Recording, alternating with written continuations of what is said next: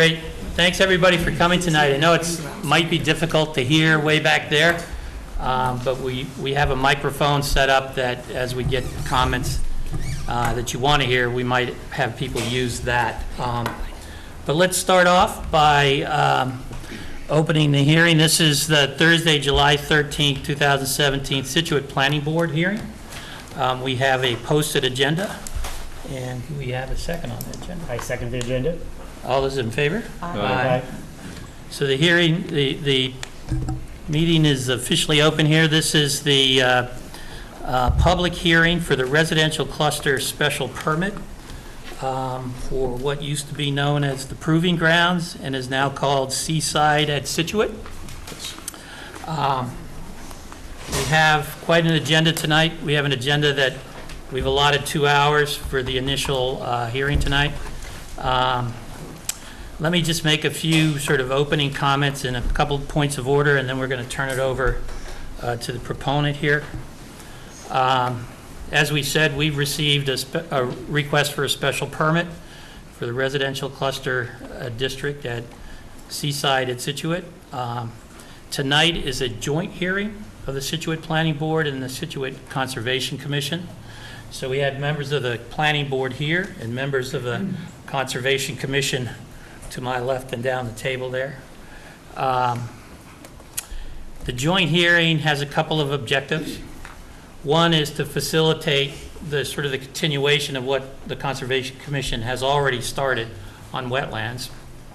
The second objective, which we've consulted on, is to have both the Planning Board and the Conservation Commission involved in the discussions around stormwater, and particularly how that cross connects with the wetlands filing that we have here. And so we thought it would be much more efficient and effective to have both boards here to participate in that discussion tonight. A few points of order here.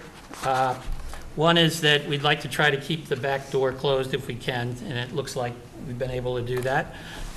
There is a sign-in sheet floating around here, so if you would, if you don't need to jump up and sign it right now, but if you get a chance tonight, please sign in. We'd like to know who's in the hearing.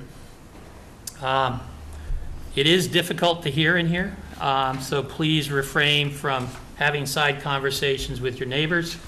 That will give everybody the best chance to hear. We'll also try to speak up. I'll try to project, and I'll ask all of the members up here to speak as clearly and loudly as they can, within reason. I would ask that we're going to try to manage this and give everybody an opportunity to make comments and all of that, but please have questions addressed to the chair here. We'll recognize people in order. We don't want to have conversations going back and forth. So just please try to recognize that process. If you are recognized to speak, just please give your name and address, particularly so we can keep track of who made what comments in our minutes. And you'll all have a chance to speak, as I mentioned. We'll try to keep that relatively concise today, because we do have a lot to get through. But you'll have, I think, plenty of opportunities to provide input and comment as this process goes along.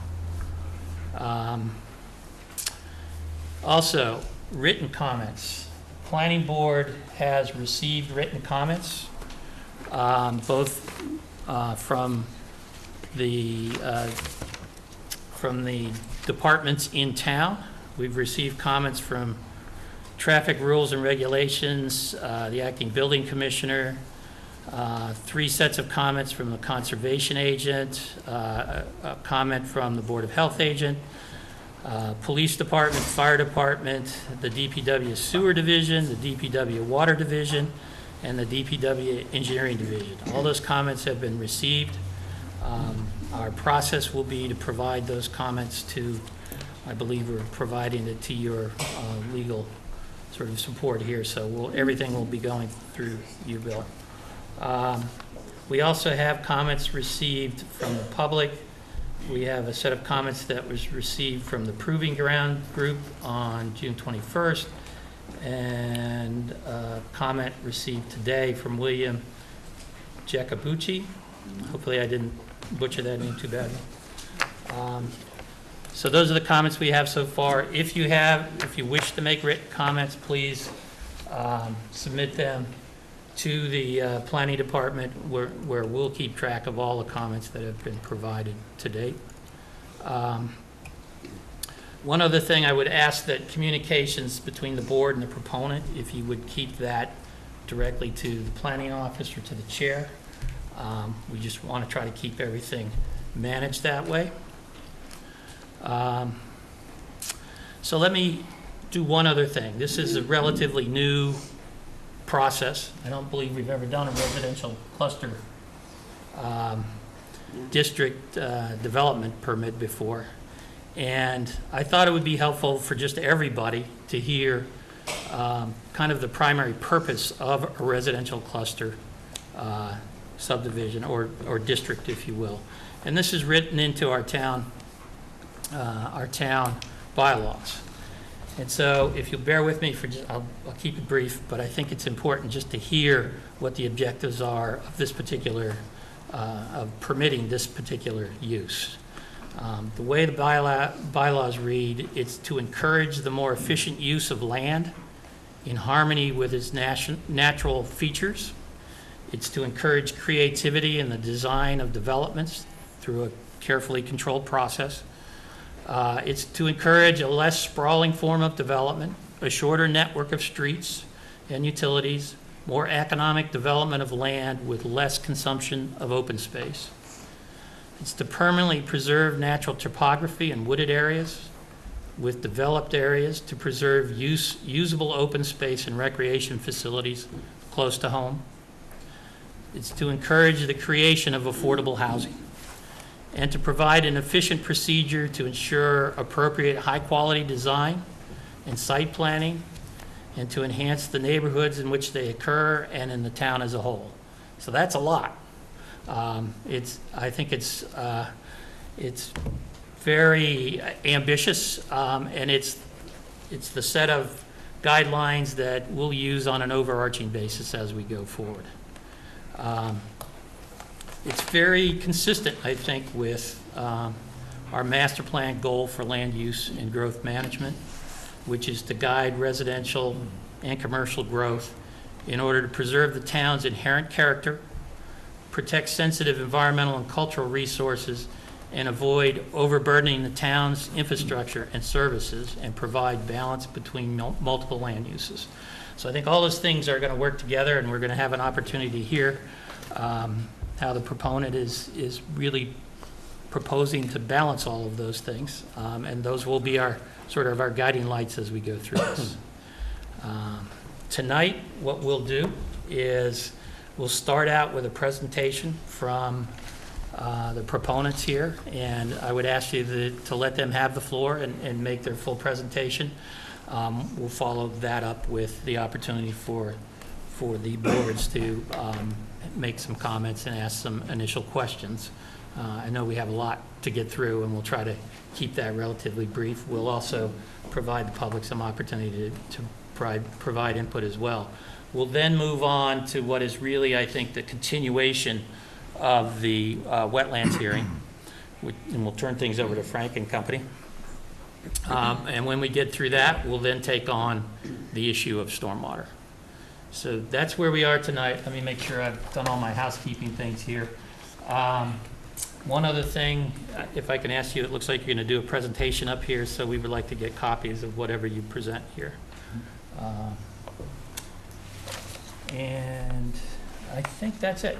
So why don't I turn it over, Bill? Great. I assume you've got the floor? Absolutely. Hello, everyone. Bill Arnberger. I'm here with my partner, Jeff DeLisi, tonight, and with the Toll Brothers people and our consultants. I'd like to introduce this is Dave Bauer, the Divisional President of Toll Brothers. Next to me is Scott Michelli, Vice President and Engineer. And also, we have Dave Buckley, who's the Project Manager. Also with us is our wetland scientist, Mark Manganello from LEC, who's there. Kevin Klein from Stantec, who's our stormwater engineer. I also have Jim Ash, who's our environmental specialist, and also Paul Marabito, who's our local engineer. So at this point, I'm going to turn this over for, we have our PowerPoint presentation, and I think Dave Bauer is going to give us a little overview of the project. I'm going to stand up, if that's all right. That would be great if you could do that.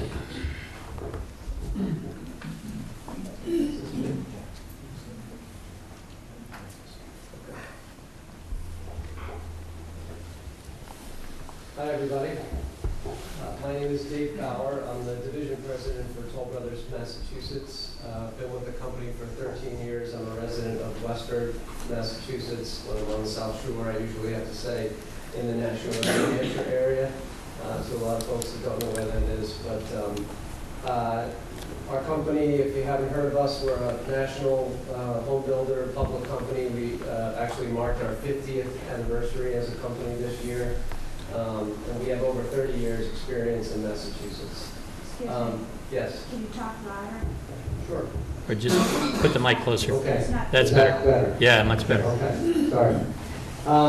So the reason I say that is so that you understand, not only do we have longevity as a company, but we have longevity in Massachusetts. All of our employees are residents of Massachusetts, Rhode Island. We're a local group. While we're a big public company, we operate very locally, and our team is comprised of local people. We have experience on the South Shore in places like Cohasset and Norwell and down at the Pine Hills, if you've heard of Pine Hills and Plymouth. And then, of course, throughout the state, up in the Metro West area, up north, and so on. So we've been in contract to purchase the property from the Goulston family for a good few years now, and we've gone through a multitude of different concepts and analysis to land where we are today. Many of you may know that a couple years ago we presented to the town a concept for 90 single-family homes, similar to the homes that we're building in Cohasset and Norwell. Long story short, that concept didn't prove to be the best use for the land, and didn't yield the best feedback, quite frankly, from the residents and from the town. And we took all of that into consideration, along with some complicated stormwater issues, environmental issues that we're going to get into. And at the same time, it so happens that we really are very involved in the 55 and over market. It's a lot of what we do. We're with a ton of experience in servicing the baby boomers that are coming into that time of their lives where they're looking to downsize and be done with maintaining a large home, and they're looking for a certain concept for a lower maintenance community where there are clubhouse, pool, amenities, the outside of the home is taken care of. So with that experience and feeling that the market's very strong in this area for 55 and over housing, we've decided to transition to the concept that we're applying for right now, which is predominantly 55 and over townhome community comprised of 142 homes. And then along the perimeter of the property, there are still 10 single-family homes on some of the out parcels. But the primary property is 142 townhomes. And that is the basic layout, which is kind of tough to see from here. But as we get through all of our different presentations, we'll speak to, and I think we'll address a lot of the tenants that the chairman spoke to in terms of an efficient use of land, generating a lot of perpetual open space. All of the dark green that you see there is comprised of uplands and wetlands, and that's to be perpetual unused open space, deed-restricted open space that can never be developed on. And members of the team can speak to acreage and percentages, but certainly a better use for the land than a conventional subdivision that's chopped up into 90 or more homes. And actually, the zoning that's in place now allows for many more than 90 homes. It just so happens that we were looking at a larger lot size at that time than what is allowed by the zoning. So the basic concept is townhomes comprised of 3 and 4 unit buildings. Everybody owns their own home. but they are part of a condominium association. They pay monthly dues, and that association takes care of everything outside the house, mows the lawn, plows the roads, which are private, shovels the walkway, replaces the roof after, the roof needs repair 30 years down the road. Manage all aspects of the outside of the buildings and the grounds of the property, and including the roads and all the utilities. So one of the benefits to the town and to you as taxpayers is that these are not to be town roads, so the town is not incurring the cost or the maintenance responsibility of dealing with the roads, plowing the snow, maintaining the drainage infrastructure or water or sewer infrastructure on the property. And then a key component for us is offering a lifestyle for the residents that includes a clubhouse and a pool. And in this case, we've included, what you'll see up here is a clubhouse, a pool. We have what's called pickleball courts, bocce courts, and large open green area, patios, that sort of thing. And what you don't see here on the plan are some walking trails that we expect to incorporate. So again, private community, condominium association, and that's basically an overview of what we're planning. Here's a quick snapshot of the homes that we intend to build. These are homes that we've built, I would even say more than 1,000 of them across the country. So it really reflects floor plans, exterior architecture, and concepts that have been driven by many, many customers' input and marketing homes across the country. We did develop here exterior architecture specifically just for this project that we thought, as much as possible, blended in with the local feel and look of the architecture. And you certainly cannot read this, but the homes that you see here are comprised of 2- and 3-bedroom homes. Generally, all of the homes have first floor master bedrooms and a second bedroom on the first floor, or perhaps a second or third bedroom on the second floor for guests or college kids or kids and grandchildren visiting. This is a typical single-family home. If you want to see that in person, you can visit our communities in Norwell or Cohasset, and this is very representative of what we typically do. And our website has much more information, not specific to this community, but if you're looking to do a little bit of homework on what we typically do, the website has plenty of that. This is actually a graphic of the exact entrance that's on our plans. We've actually created digitally an entire fly-through of the community, which we don't have that video here tonight, but this is a snapshot from the exact entrance that we're proposing on the plan. So that's right down to the grading, the landscaping, the faux gatehouse. It's not intended to be a gated community, but this is exactly what we expect the entrance to look like. This is a snapshot from the fiscal analysis that we submitted with our application. I'm not going to go through the details, but we did demonstrate and have a professional analyze the economic impact of this community, and it's something that we're prepared to really dive into if there are questions. The magic number that I think is most important is this number right here, which is the net tax surplus to the town annually of $884,000. So, thinking about the fact that we have, no school children from the 55 and over community. Of course, you have some school children from the 10 single-family homes. But we consciously made this decision to address the school burden issue and then go to a concept that, while certainly it's all about the market and the demand is there, the benefit to the town is a surplus, almost $1 million surplus annually. I'm going to turn it over to Scott Michelli, who is our in-house civil engineer, who's going to talk a little bit about the traffic analysis that we did, and I'll be available for questions as we go. Thank you.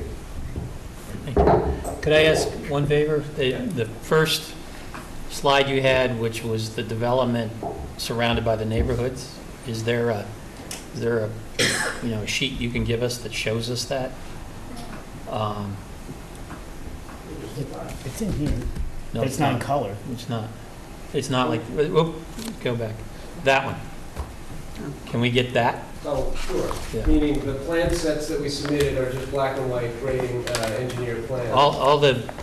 I'd like to see how it fits within the communities. Absolutely. So, and actually, if you could sharpen up the outer communities, it would be nice to be able to see the abutting houses and communities that Well, go with this it. exact slide will come to you as you requested. And if you're looking for a digital copy or something that's Just a big higher copy. resolution. Some, bigger copy. yeah, an E-size drawing or something. All right, we'll plot something. Thank you. We'll get back to where you are.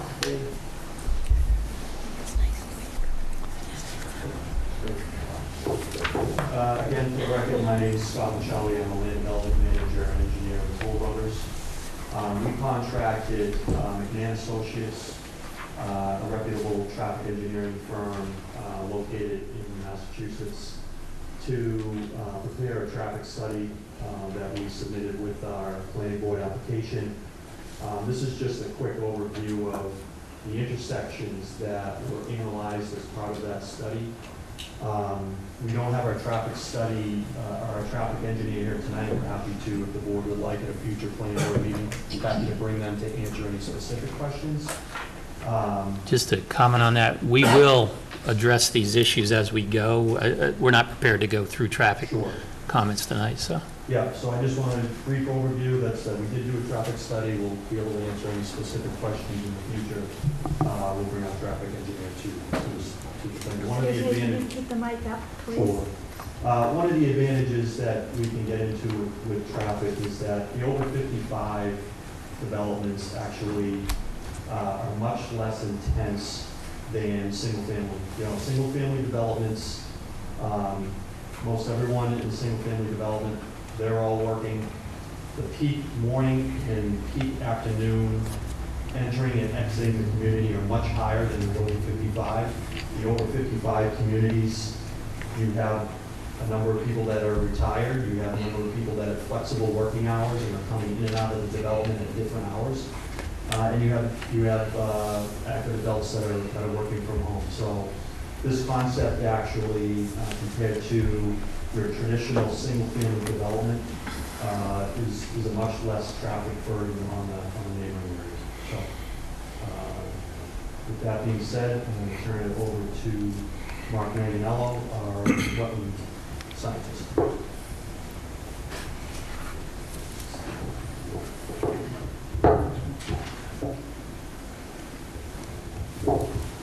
Thank you. Again, Mark Manganiello, I'm with LEC Environmental Consultants. Our involvement on the project goes back to 2014, at which time we delineated wetlands on the property. This existing conditions plan shows the wetlands that were delineated on the property. They were survey located, and we then filed an abbreviated notice of resource area delineation with the Conservation Commission, seeking confirmation of those boundaries. The Conservation Commission hired a peer reviewer who field reviewed all of our wetland delineations and ultimately agreed to them. The Commission issued an order of resource area delineation approving those boundaries. This existing conditions plan shows those wetlands. This plan also shows permanent wetland impact areas. These are shown in blue on the plan. These are areas that are proposed to be filled by the proposed project. These areas are classified as non-bordering wetlands. There's a distinction between non-bordering wetlands and bordering vegetated wetlands. The other green areas are bordering vegetated wetlands primarily, with the exception of this centrally located one and this one here. But the distinction is relevant to the Conservation Commission's review under the bylaw and the State Wetlands Protection Act. The State Wetlands Protection Act protects bordering vegetated wetlands, but not non-bordering wetlands. The local bylaw does protect non-bordering isolated wetlands. Non-bordering wetlands can also be protected under the Clean Water Act federally through the Army Corps of Engineers. We petitioned them to seek a jurisdictional determination on the non-bordering wetlands on the site. and they determined that they were non-jurisdictional under the Clean Water Act. So these wetlands that are proposed to be filled by the project are solely protected under the local bylaw. They're not protected under the State Wetlands Protection Act, and they're not protected federally. There's also coastal bank on the property, land subject to coastal storm flowage, and bank associated with intermittent streams that were all part of the ANRAD process and the wetland delineation. There's a single vernal pool. We evaluated several areas to determine whether or not they were vernal pools during that ANRAD process, and one area was determined to be a vernal pool that's located in the wetland off of Irving Street. Excuse me, Irving Road.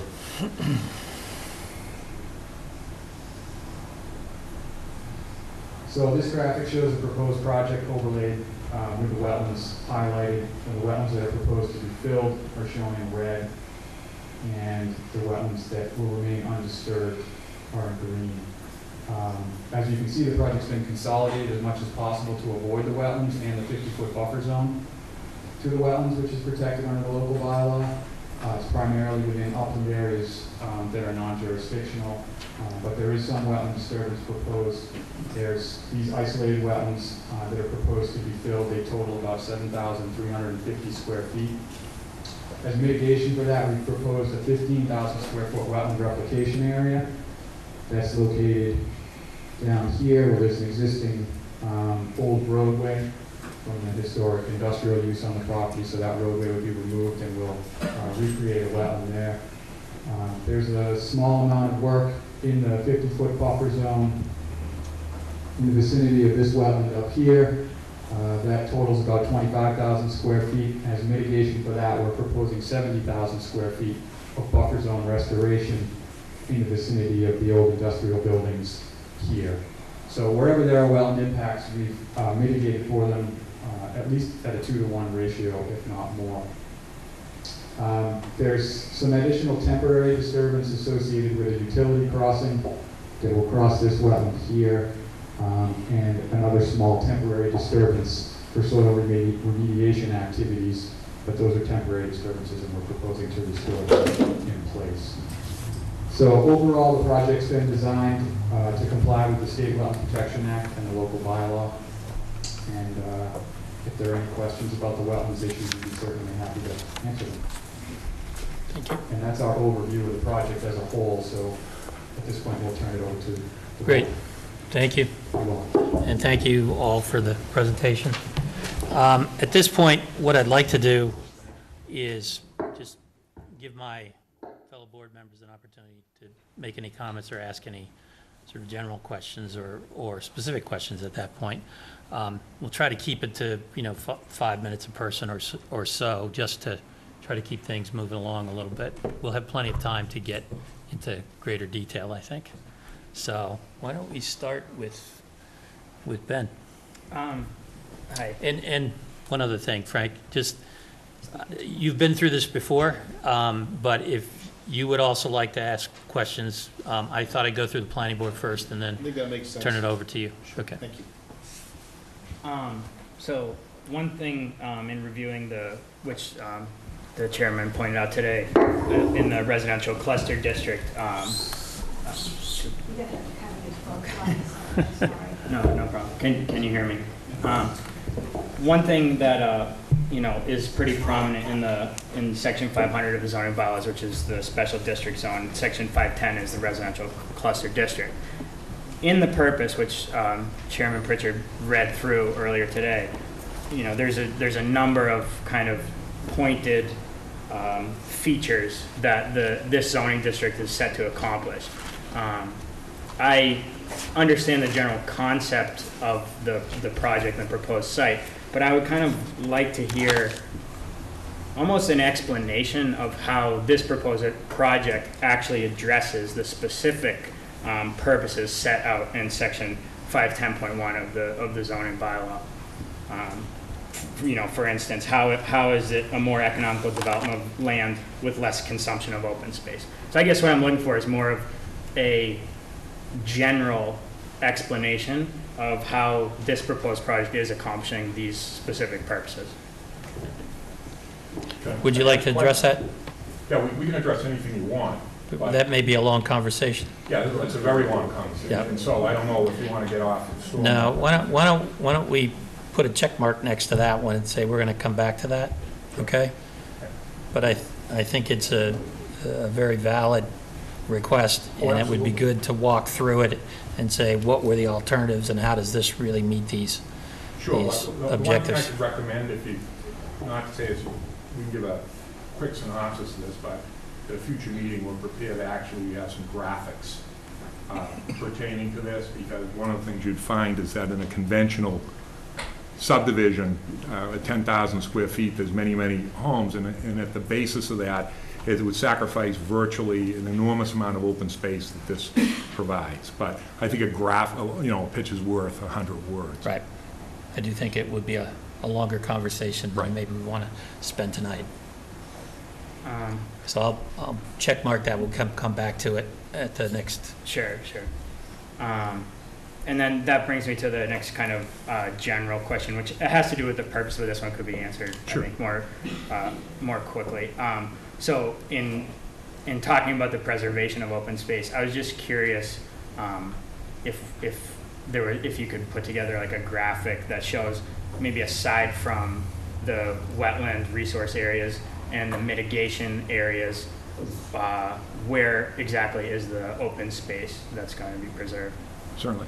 One of the things I just speak to briefly, though, which wasn't covered in the presentation, is you can see to the east of Hadley Road, beyond the green line there, which is the wetlands line, you can see that enormous swath of land down to Oceanside Drive, and then actually the lots on the opposite side of Oceanside. That's all part of this project, but one of the things at the outset we've already discussed is Toll Brothers is very amenable to actually turning this land over to the town of Situate, whether it's through the Conservation Commission for certain purposes, whether it's for other purposes, because it is a very large portion of land, albeit a lot of it is wetlands. But in addition to all the open space which we're talking about now, doesn't even include that. That's like, I don't know if it's 30 acres or more than that, that in addition to that, it isn't counted in our open space, in fact is open space. Okay. But it is something you could put together, Absolutely. delineate Sure. the different Absolutely. components. Thank you. Okay, and that would bring me to my last point, which has to do with a document that was produced in 2015, the Town of Scituate Housing Production Plan. And in this plan, I understand the market is well suited for the 55 and over housing. And I also understand that there has been some concern and talk about the burden on the school system and taxes and whatnot. But in this housing plan, it specifically discusses various needs that were assessed by the town planner and a professional consultant. And one of the things they said is, and this was emphasized multiple times in the report, is that we need to have more opportunities for first-time home ownership, particularly for younger households entering the job market and forming their own families. And I was just curious to see how this 55 plus in this very special RC district, which this site takes up a vast majority of. It's all of it. Yeah, exactly. How kind of, it'd be nice to also hear general commentary about how it's matching with the housing production plan that the town has. If you want to speak to that, Dave, you want me to speak to it? Dave Bauer again. Well, certainly we're not proposing a first-time home buyer community, so we're not addressing that goal or objective with this community. But we do know, and it's not our own theory, it's well documented and written about across the country, that there's almost a gridlock right now with a lack of inventory out there. The real estate market, if you talk to brokers, there's a lack of inventory. There's a lack of inventory at multiple levels, certainly first-time home buyers. And what we see these communities do is they do free up the housing. They do free up that home that someone, that 2,000 or 2,500 square foot cape that someone raised their family in and lived in for 40 years. That home gets freed up when we finally have satisfied that person's need for single level living and an active adult community. So for what that's worth, it does generate some turnover. Even though, of course, these homes are not satisfying that goal directly, they're sort of an indirect address. Would you have a sense for what turnover that is? I mean, how much turnover that is in a community like ours? Is it 10%, 20% Meaning, of what you're offering? In other words, will meaning what 20% percentage come of, from your community? yeah, That's a tough one, and I would answer that by telling you that we have built 2 communities just like this in the city of Methuen, and on the west side of town, we built a community and had somewhere around 30 or 40% Methuen residents buying there, and then on the east side of the town, a couple years later, that spiked up another 10% or more.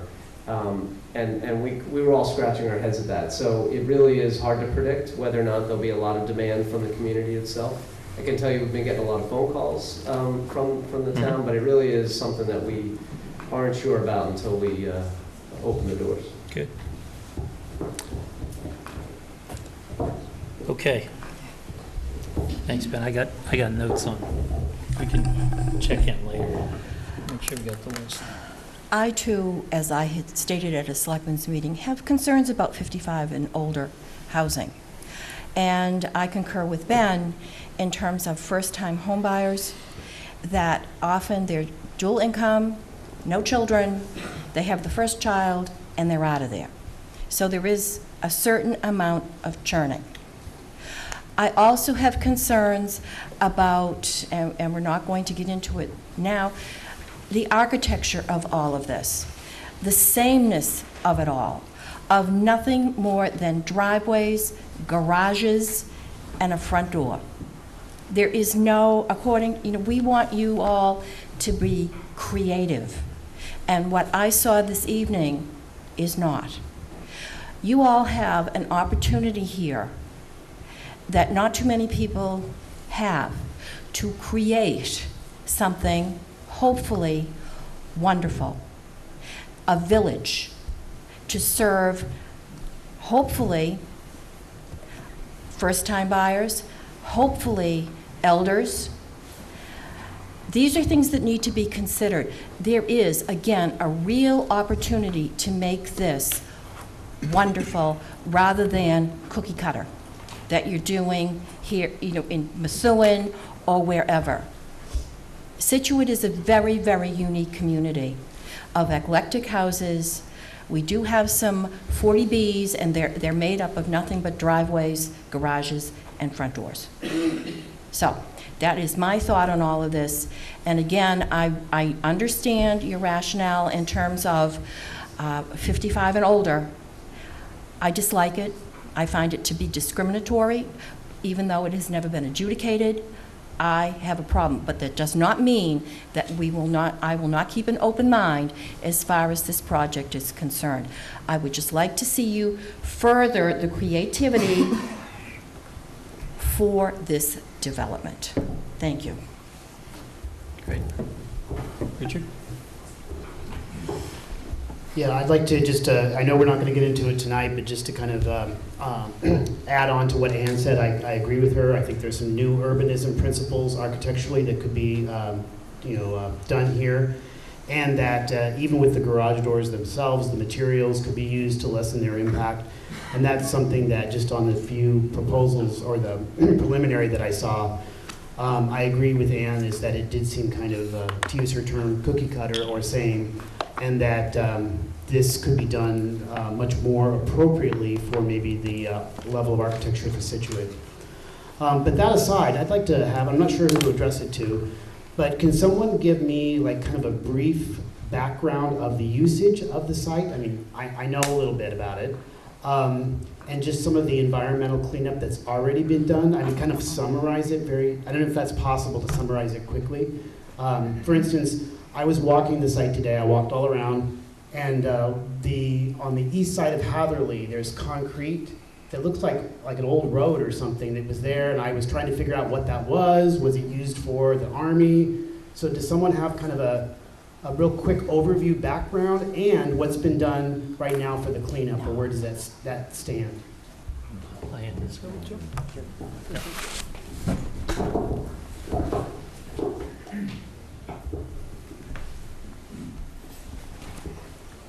Good evening. My name is Jim Ash. I'm a licensed site professional with GEI Consultants. I was hired by Toll Brothers to review the environmental history, the investigation history, what had been done, including the use history of the property. I prepared a presentation that I did for the general public, I guess a couple of months ago, and I have detailed slides. What I'll try to do is go hit the hot topics on each of those. But the property was first developed by the U.S. Army during the First World War, about 1919. It was only used for a couple of years for that purpose as a target range. It was then sold to Suburban Land Trust in 1921. After that, from 1921 until the 1980s, a company called George Goulston Company used it for light manufacturing.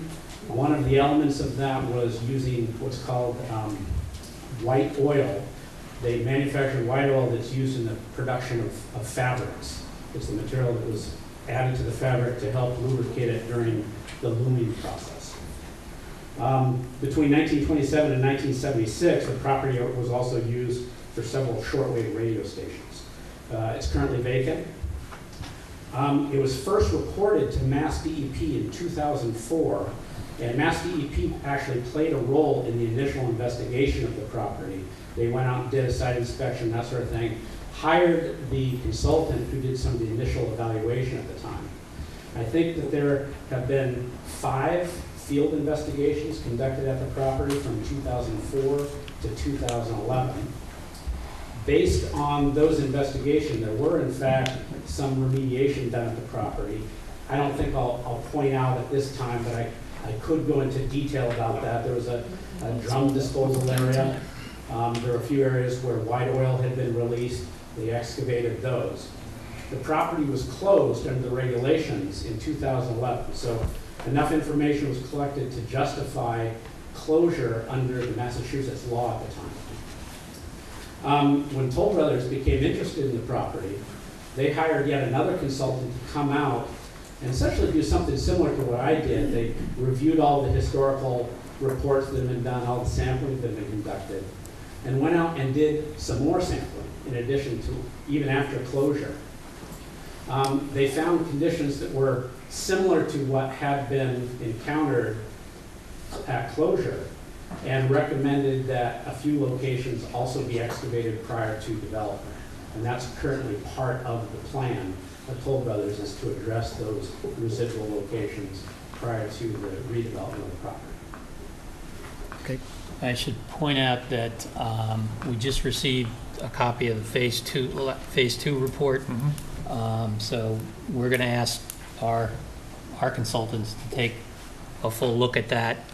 We'll need to give them enough time to do that, and that will be a topic of discussion maybe for the next hearing, depending on timing. Yeah. But we'll address that as we get to sort of next steps here. Can I influence, Jim, you want to tell people what closure means?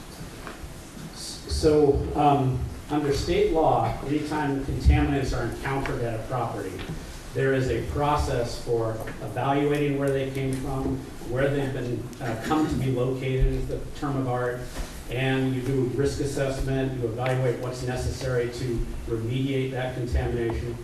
Site closure is the language that's given to you've completed all of those steps necessary to investigate it, evaluate risks, clean it up, and meet the criteria for closure, meaning no more environmental work is necessary for the property.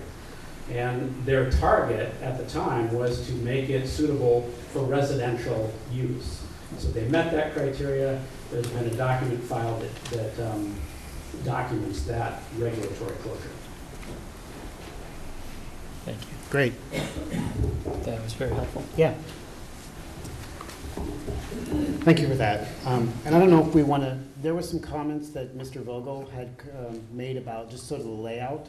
Should we address those later, Chairman?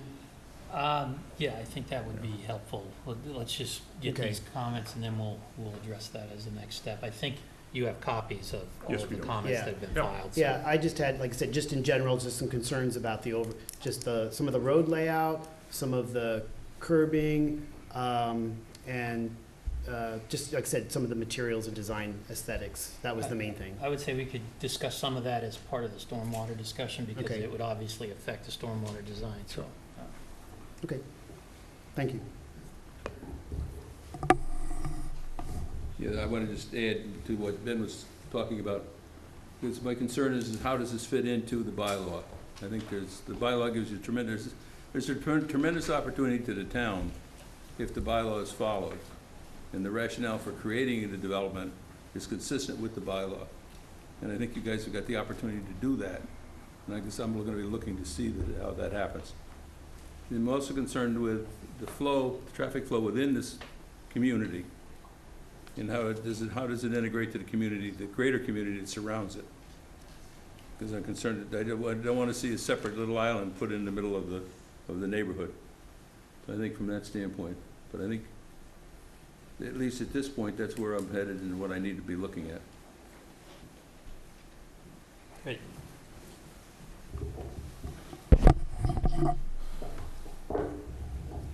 So, just briefly, and I think Ann's touched on it already, and this goes straight to sort of the creativity of design, is this notion of driving through a neighborhood like this and seeing just garages and sort of the unwelcomeness of that sort of streetscape is one that I had hoped we could hear sort of your input on and have some conversation about how that might be improved.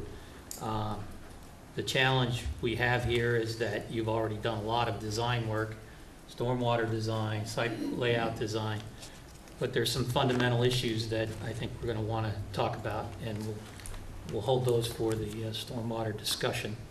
But I, like Bill and Ann and Richard and Ben, believe we do have a significant opportunity here. It's one of the biggest developments in Situate in a very long time, and it's one of the biggest pieces of property that's left in the town on this side, 3A anyway. And, you know, we ought to do it justice, and I think that's just going to be our objective as we go through here. With that said, Frank, I think you may not have enough leash here.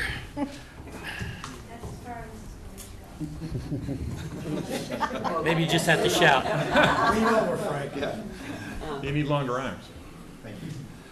So the purview of the Conservation Commission is a little bit different than, or a lot different than the Planning Board.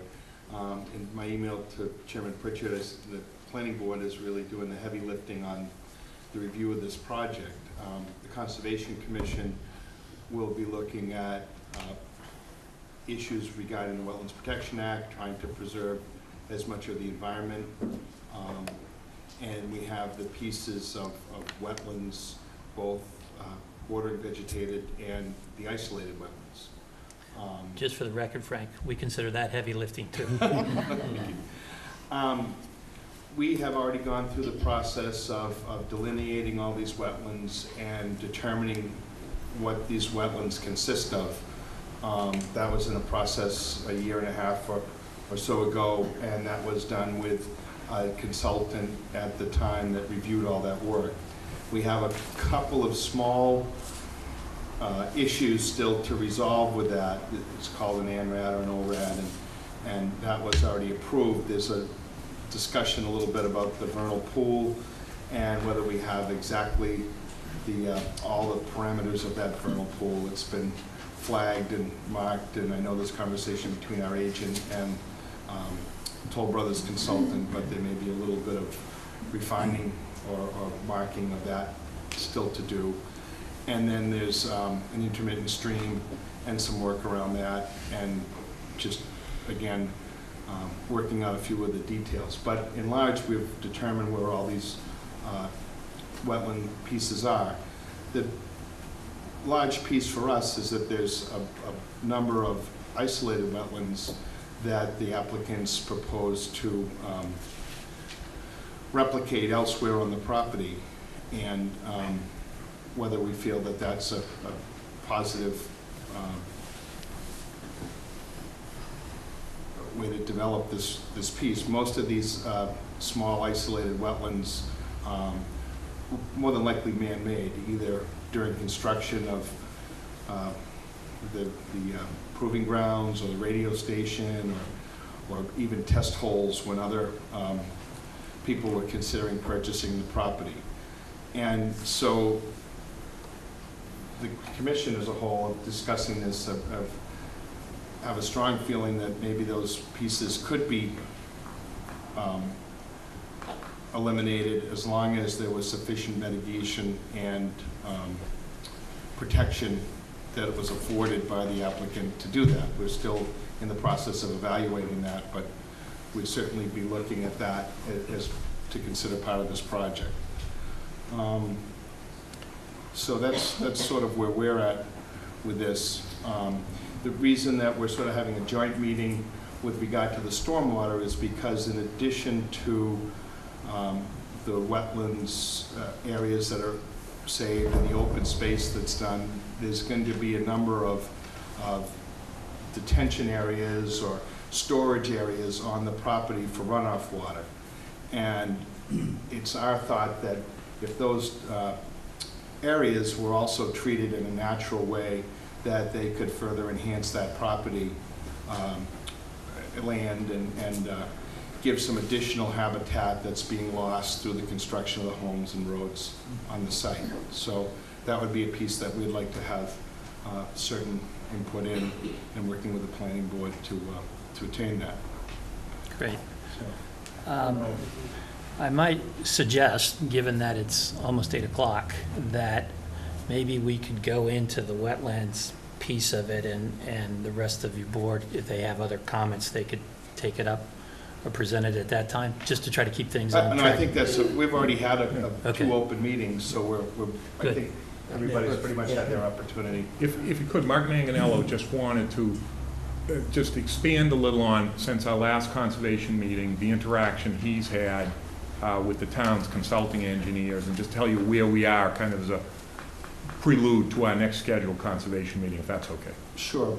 Just before I do that, Pat Alvin is our agent, and I wondered if Pat wanted to add anything to what I've just Yeah, I think said. you covered it very well. I think one of the other things is to fill a wetland, it needs to be a reason that it can be justified by the applicant. We just don't approve isolated wetland filling unless there's a reason for, some type of a stormwater component has to go there, or a utility line. So it's not something we take lightly, filling in, the smaller wetlands. The larger wetlands, bordering wetlands, and the vernal pool have all been avoided. But we're still in negotiations about what can be, worked around rather than in. And there's buffer areas too. It's part of our bylaw that we're protecting around the wetlands. We have 50-foot buffers for the most part out throughout the site. So. Maybe there's one piece that I could add that may not be answered tonight, but all of those isolated wetlands would have a buffer around them. And it might be helpful for the applicant's engineer to tell us how many square feet not only are we proposed to be filled or replicated, but how much buffer would be around those isolated areas as well, and make sure that that's addressed.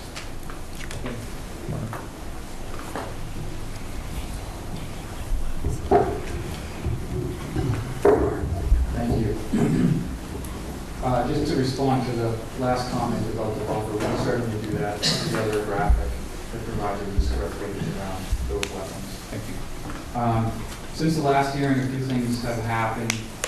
We submitted a request to extend the ORAD to the Conservation Commission, so that's something we would like to talk about tonight, and hopefully have the commission vote to extend that ORAD for us. We also got an email of some comments from Pat, and then just today we got comments from Horsley and Witten that were more comprehensive and actually incorporated some of Pat's comments from his email, which we had responded to. I don't think this is the right time to go through that in detail, so if we can just stick to talking about the request to extend the ORAD, I think that would satisfy us for tonight. The 2 issues that I think we need to talk about, and perhaps the reviewer could offer some commentary to keep the dialogue going. One is the vernal pool that that was referenced earlier. There was a boundary associated with the vernal pool that was not shown on the ORAD plans. It was delineated at the time the vernal pools were evaluated, and it was reviewed by the commission's peer reviewer, so we feel like it's an agreed-to boundary. It's just a sort of a wrinkle in the procedural history associated with the ORAD. So I think if the commission is inclined to extend the ORAD, they could add some language to it that indicates that the boundary of the vernal pool must be determined through the notice of intent process. The notice of intent process allows us to go through and set that, and that, of course, could be peer reviewed by Horsley and Ware. The other item that changed since the ORAD was issued is the floodplain. So there were new floodplain maps. So again, if the commission is inclined to issue an extension to the ORAD, they could add some language that indicates that the extension should incorporate the new floodplain maps. Frank, before you get too much further, Sure. a very brief explanation of what ORAD means, because I'm not sure everybody understands that acronym. Yeah, that's not common And- knowledge. It's sure. order of resource area delineation. So that's the sort of formal findings of the Conservation Commission when they review an ANRAD, which is an abbreviated notice of resource area delineation. It's essentially a permit stating that the commission agrees to wetland delineation and wetland boundaries on a particular plan. Great. Thank you. If that's a piece that would move things along here, we were prepared Yeah. to deal with that. Why don't we, we have a very large group here Sure. tonight, and why don't we take a few minutes to take any public comment, then we'll jump right into this. Okay. Okay? Sure. Thank you. Okay, so if we have, this is your opportunity. If you have any comments, I'd like you to keep them very brief, because I'm going to try to keep this to about 15 minutes if we can do that. We were discussing right now. And I notice we have Selectman Harris in the room tonight, and I would afford you the opportunity if you have any comments. Okay. Anybody else? Yes. If you would, step to the microphone. Identify yourself. Aaron McCormack, 29 Main Road Extension. Something we've chatted about, Mr. Chairman, in the Conservation Commission meetings and in the public meeting is the phasing of what is a 5-year or 6-year, is it a 5-year plan? 5-year project or 6-year project? So it's going to take some time because many of the units are built to order. And I have to imagine there's a knock-on effect on every aspect of planning board approval, whether it be when wetlands are filled and then replicated, when different parts of the community are going to be built. And I wonder if the applicant has had any further thought on the intent around when they'll build where over the course of the 5 years. Thank you. I think one of the things that is part of our process is to very specifically go through the construction process and the phasing process. So we would expect to address that as part of the ongoing hearings. So I won't have them address it tonight, but we have your comment and we will address it anyway. Yes, sir. Yes. My name's Anthony. Please step to the microphone. We'll shout then. We need it for the TV so that people can hear at home.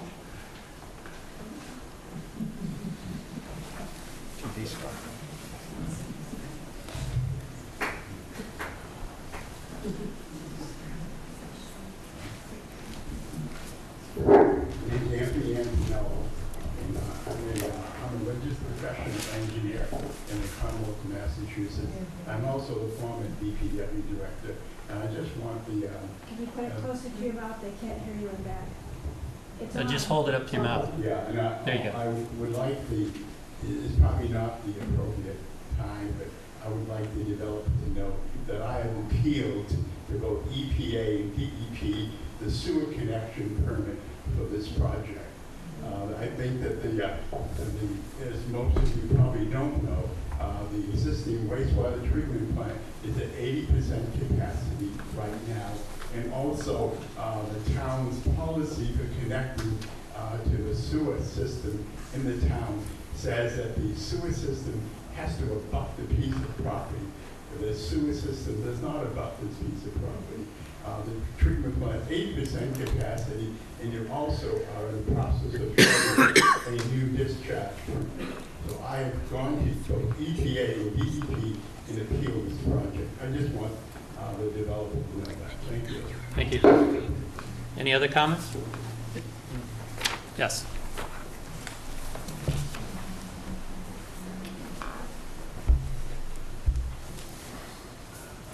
Hi, Bill Sarah, Oceanside Drive, is Situate, as you know. This area right here, any plans to build there also?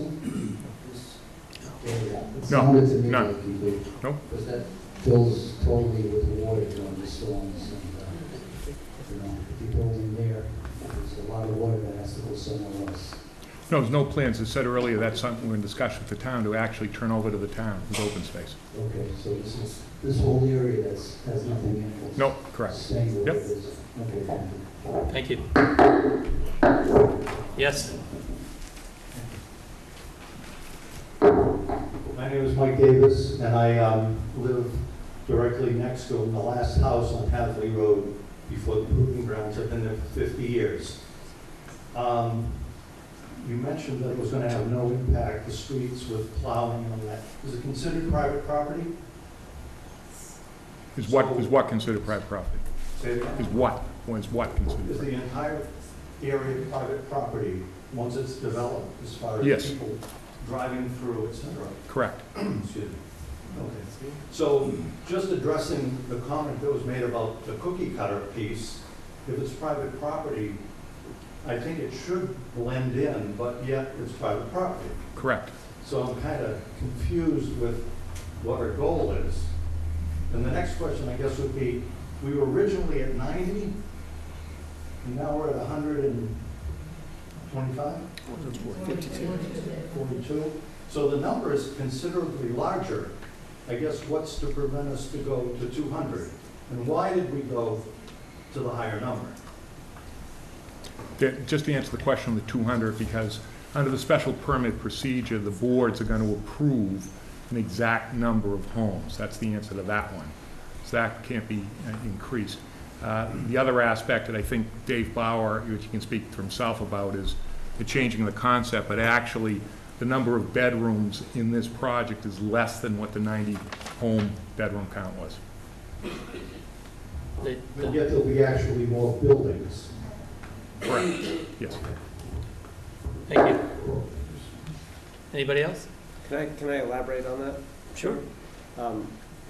Briefly.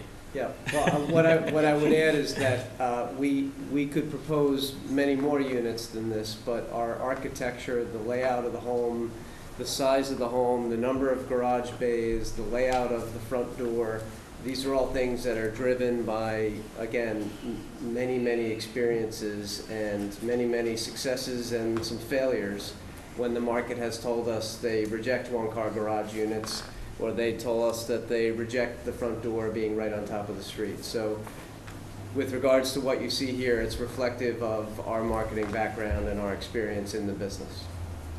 Thank you. Any other comments? Great.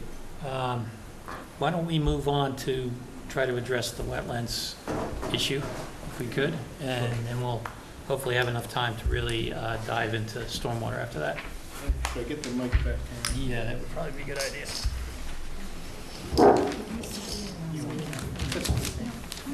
I can lean forward a little. I'm going to be real short. Thank you. Do you have a laser pointer so that you can explain the point to us so we can better follow what is being shown on the map? Possible? Does anybody have one? No, it won't reflect off of the. Anybody got a stick? The screen. Piece of gum.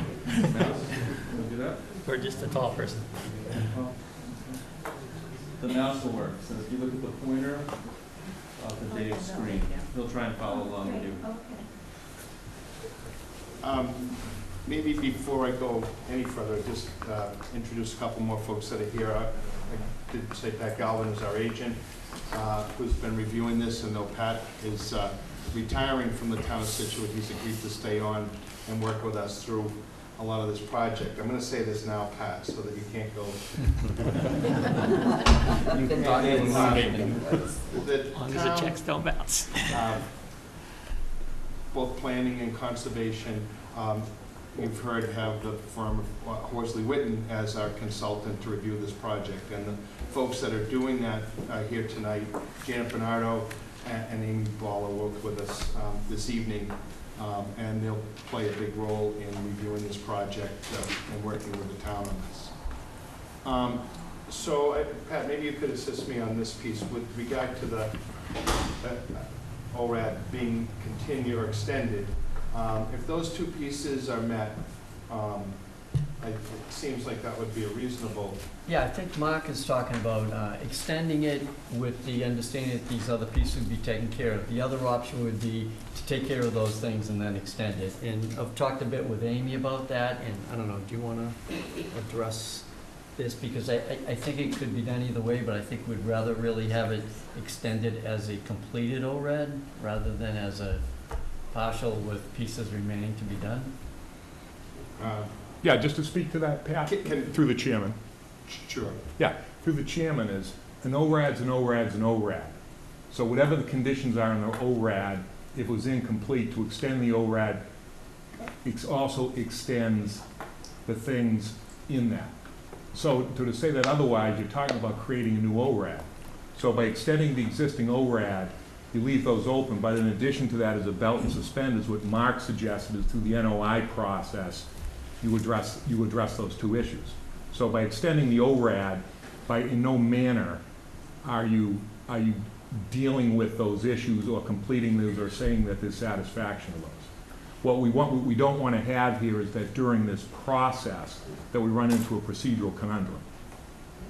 Yeah, I don't see how it could be a procedural problem, but I think that Sure. we're extending wetland lines if we extend the ORAD. We'd like to have the vernal pool line on there too, with the flags, set in concrete, so that when we extend it, it's all those lines are extended. I know what you're saying, there's a deadline, and you don't want to have this not get completed in time. I think we could do it. I don't know if you've had experience with these, Amy's, where, there's a piece remaining to be done.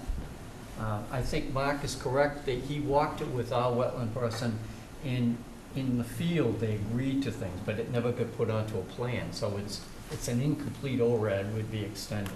But all we're asking you to do is to extend what is in existence. We're not asking you to extend anything new, and I understand that those have to be addressed, but the last thing I want is during this process is that runs out, because if that runs out, we're not going to delineate everything else. Is what you're talking about is a very, very small piece of what this is, which in fact already has been addressed. It's just that the proper documentation hasn't been submitted to the file. Right. It's an important piece, though, because the buffer for that would determine where the closest buildings could be and the closest yards could be. That's so part of really the that is part of the NOI.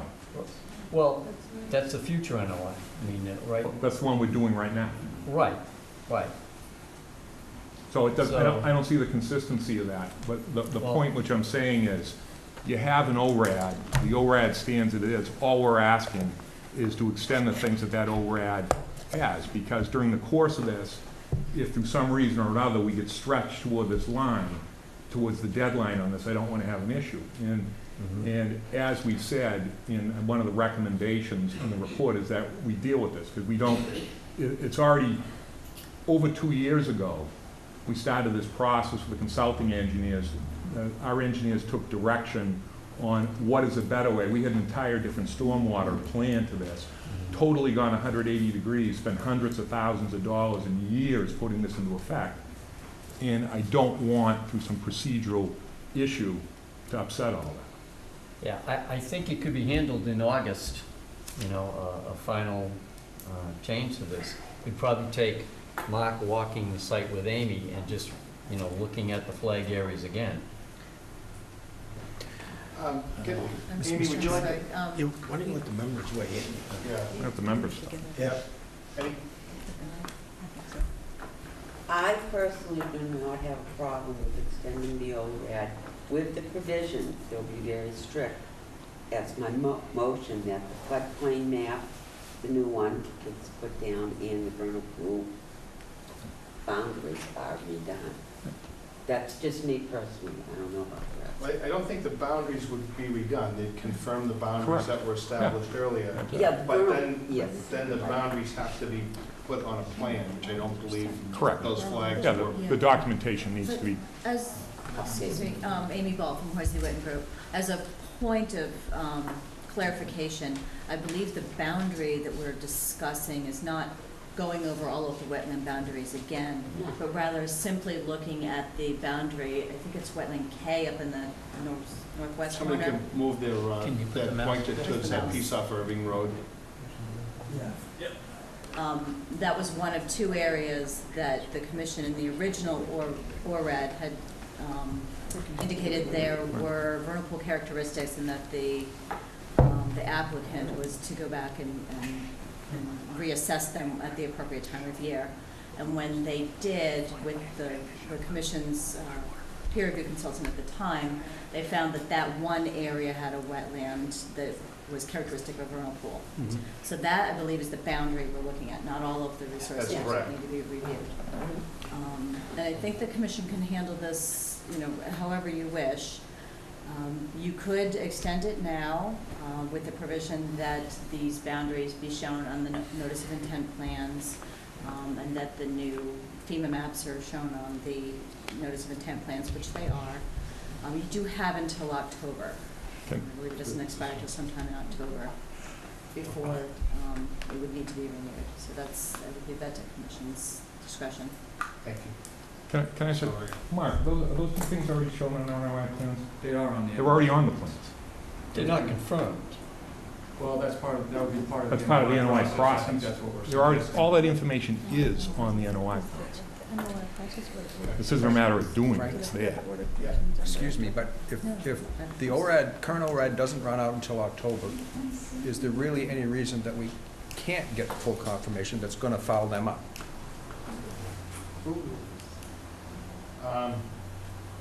Is that attainable in the next month or so? I would say so. The only reticence I have, we're a bare quorum issue anyhow. We got real problems with quorum here and all of this stuff. And I just don't see where the information is on the NOI plans.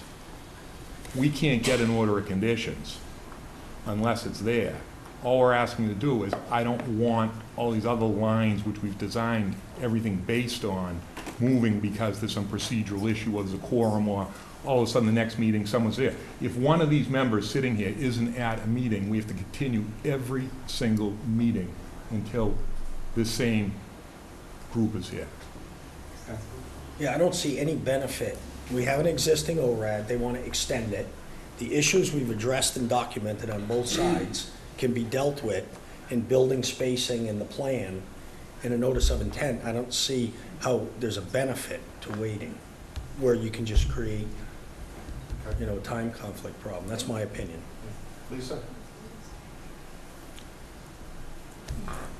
I have to agree with that too. I mean, we know what needs to be addressed, but I am curious.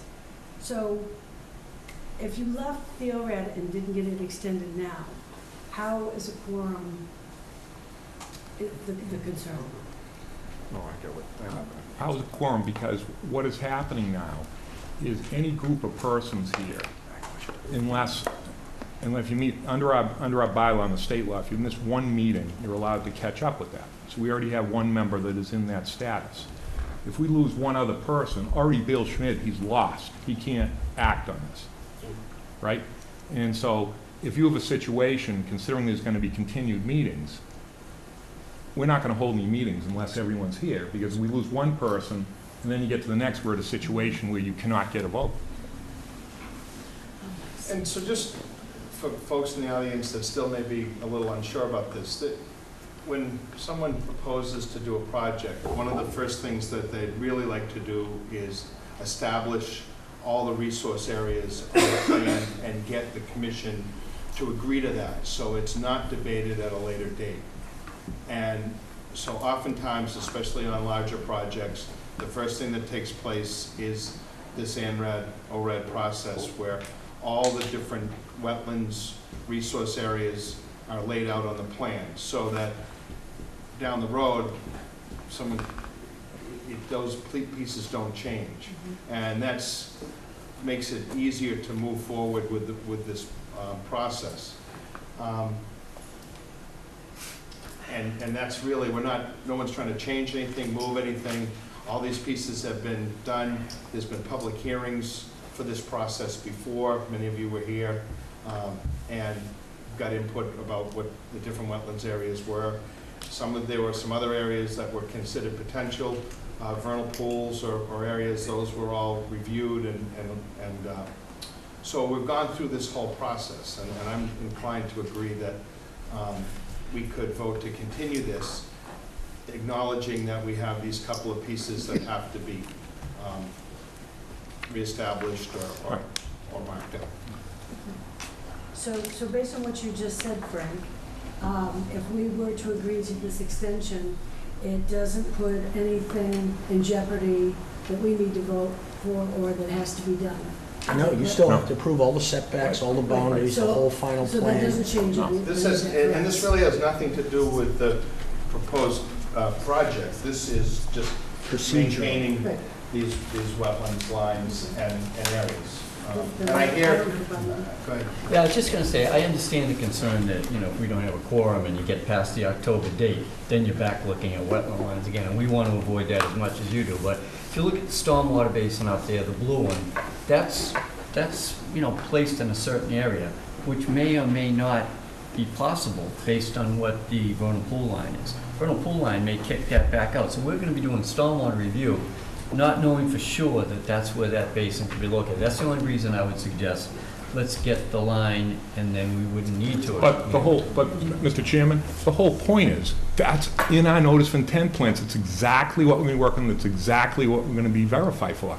I mean, to the extent, I'd like a vote on this thing. I mean, this to me seemed like a no-brainer, and it was a very simple thing, and I don't understand what the insistence on is not doing something to avoid, so the entire town would have a procedural problem. I don't want to get into, if you do lose a quorum, what the result of that is. What the result of that is, the local town has no say over this. That's what the end result is. So and we're trying to help you. I appreciate your concern. I think we're prepared to vote on it, and I think that you understand the issue. Absolutely. And if Mr. Galvin's correct that there's some line that moves a little bit, then we deal with it. That's going to be your issue. Absolutely. Yes. Okay. Anybody else want to comment on that? Take a motion. I make a motion to extend the ORAD. Is there a period of time? 3 years. Yeah, for 3 years for Seaside at Scituate, with the stipulation that on the notice of intent, the new floodplain maps will be overlaid, and the boundary of the vernal pool will be verified again. Thank you. For a second? All in favor? Aye. Thank you. Thank you. Great. Is there any other piece? No, I actually think it might be good to get into stormwater while we've got everybody here. That's all we had for it. I think I can talk loud. Thank you, Frank. Okay, we would like to now get into the issue of stormwater, and I'd like to do this in sort of two parts. One is to ask the proponent to give us an overview of kind of how the current existing set of conditions operate in a storm, and then how you plan to integrate your stormwater control and management into that system with the new development. So if we could do that, we will then turn it over to our consultants who have reviewed the stormwater design as well to give us their input. Good evening. I'm Kevin Klein from Stantec.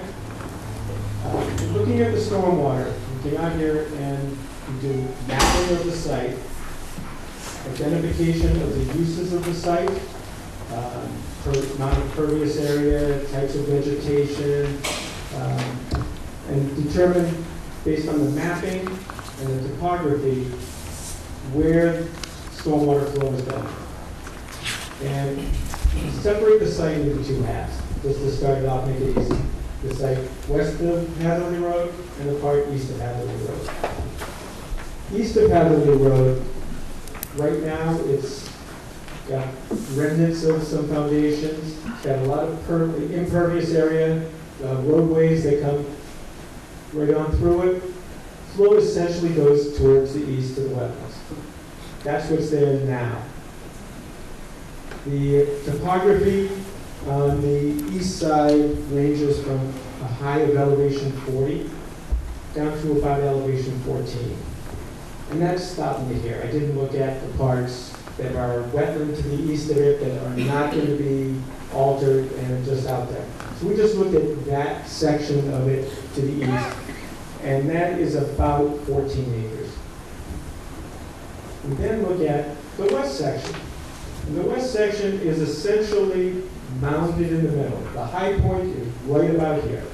So again, we looked at what's out there for impervious area, and it's approximately a little over 4 acres of impervious area over in here. And that's through the roads, in through here, it's foundations, it's existing buildings, some parking areas. We then identified all of the wetlands and looked at the rest of the uses, whether it be trees or grasses. Flow right now is divided into about 7 catchment areas. And we look at the topography and figure out where it's going. And essentially, high point here, it flows radially. Most of the flow, though, goes either through these wetlands, which overflow. This wetland here was originally a drainage basin. You go out there and you look at it, it's got steep flow, steep slope, flat, then it comes back up in topography, and was supposed to catch all their stormwater. And it backs right up to a big foundation. This wetland ultimately overflows to this wetland, which ultimately overflows, and I believe it bypasses this one, but gets onto Hatherley Road.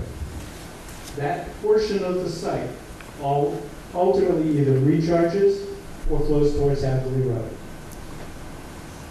This portion of the site, likewise, comes towards the wetlands. We've got flow off the backside, we've got flow towards Hatherley Road, and a bunch of it coming in here, and we've got some here. But the flow essentially is towards the wetlands. The 2 largest discharge points are Tilden Road and Hatherley Road. So we start off by mapping what we have for topography, what the catchment areas are, where it's going. Then we look at the vegetation, and we also then look at the soil types. We did a number of test pits out here to try and figure out where is groundwater, what type of soils we have, what's the infiltration rate. And we started off with just a regular test pit with a percolation test. We went back out in areas where we found the best soils or areas that we wanted to use for infiltration basins. And we actually did double ring infiltrometer tests, which give us a more accurate estimate of what we can anticipate for percolation rates. And when these basins fill up, how quickly they will discharge. Could you, just a clarifying question here. The flow that's going east towards Hadley Road through the wetlands and all that, what happens when it gets to the road? Where does it go? Is it going across the road, or is there a storm drain system? How's that working right now? It's a bit of everything. There is a storm drain system there, but it's not very effective. It also weeps out onto the road and is, in the wintertime, it freezes. Right now, it is causing problems, and there's a pond. And that includes flow from here, but also flow along Hatherley Road. I'd like to call it a swale, but it's a ditch. And essentially, water goes there. Some of it gets onto Hatherley, some of it continues. There is a series of catch basins there. Mm-hmm. They need to be adjusted to better capture flow, and that whole area needs to be upgraded to better capture flow. So right now, you would say that the vast majority of that water is actually continuing eastward across Hadley to that wetlands closer to the ocean. Is that what you're Yeah, saying? going across Hatherley is getting into the storm drain system ultimately, and then heading to the east. Once we have the existing conditions, we look at, we model it using a computer program. It essentially looks at rainfall, soil types, time of concentration, how long it takes to get there, and vegetation types. And it's a HydroCAD computer model, uses TR20.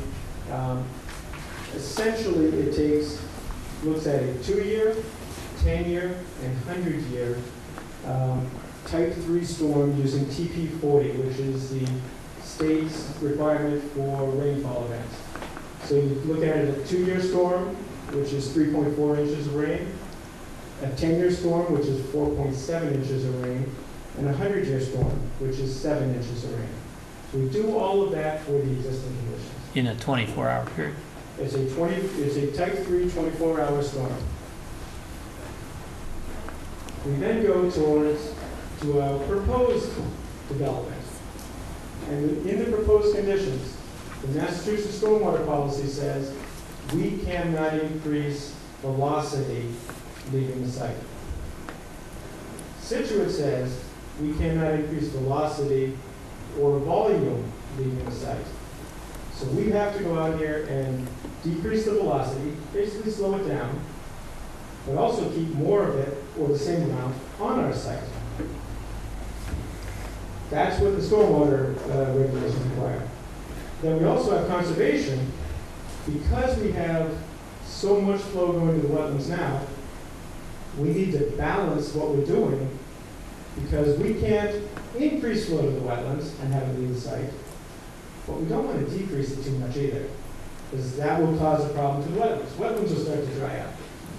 So what we do is come up with a stormwater system that releases some, treats it, releases some to the wetlands, but then retains the rest so that we don't have off-site impacts.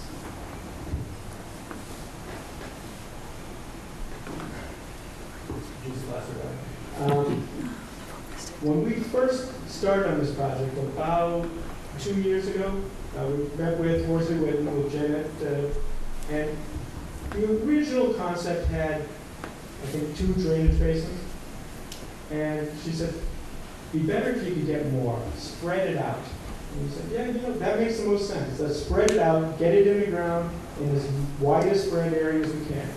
So we ultimately, on this half of the site, came up with 7 locations for drainage basins. And we then start laying out the site, laying out the topography, came up with a collection system.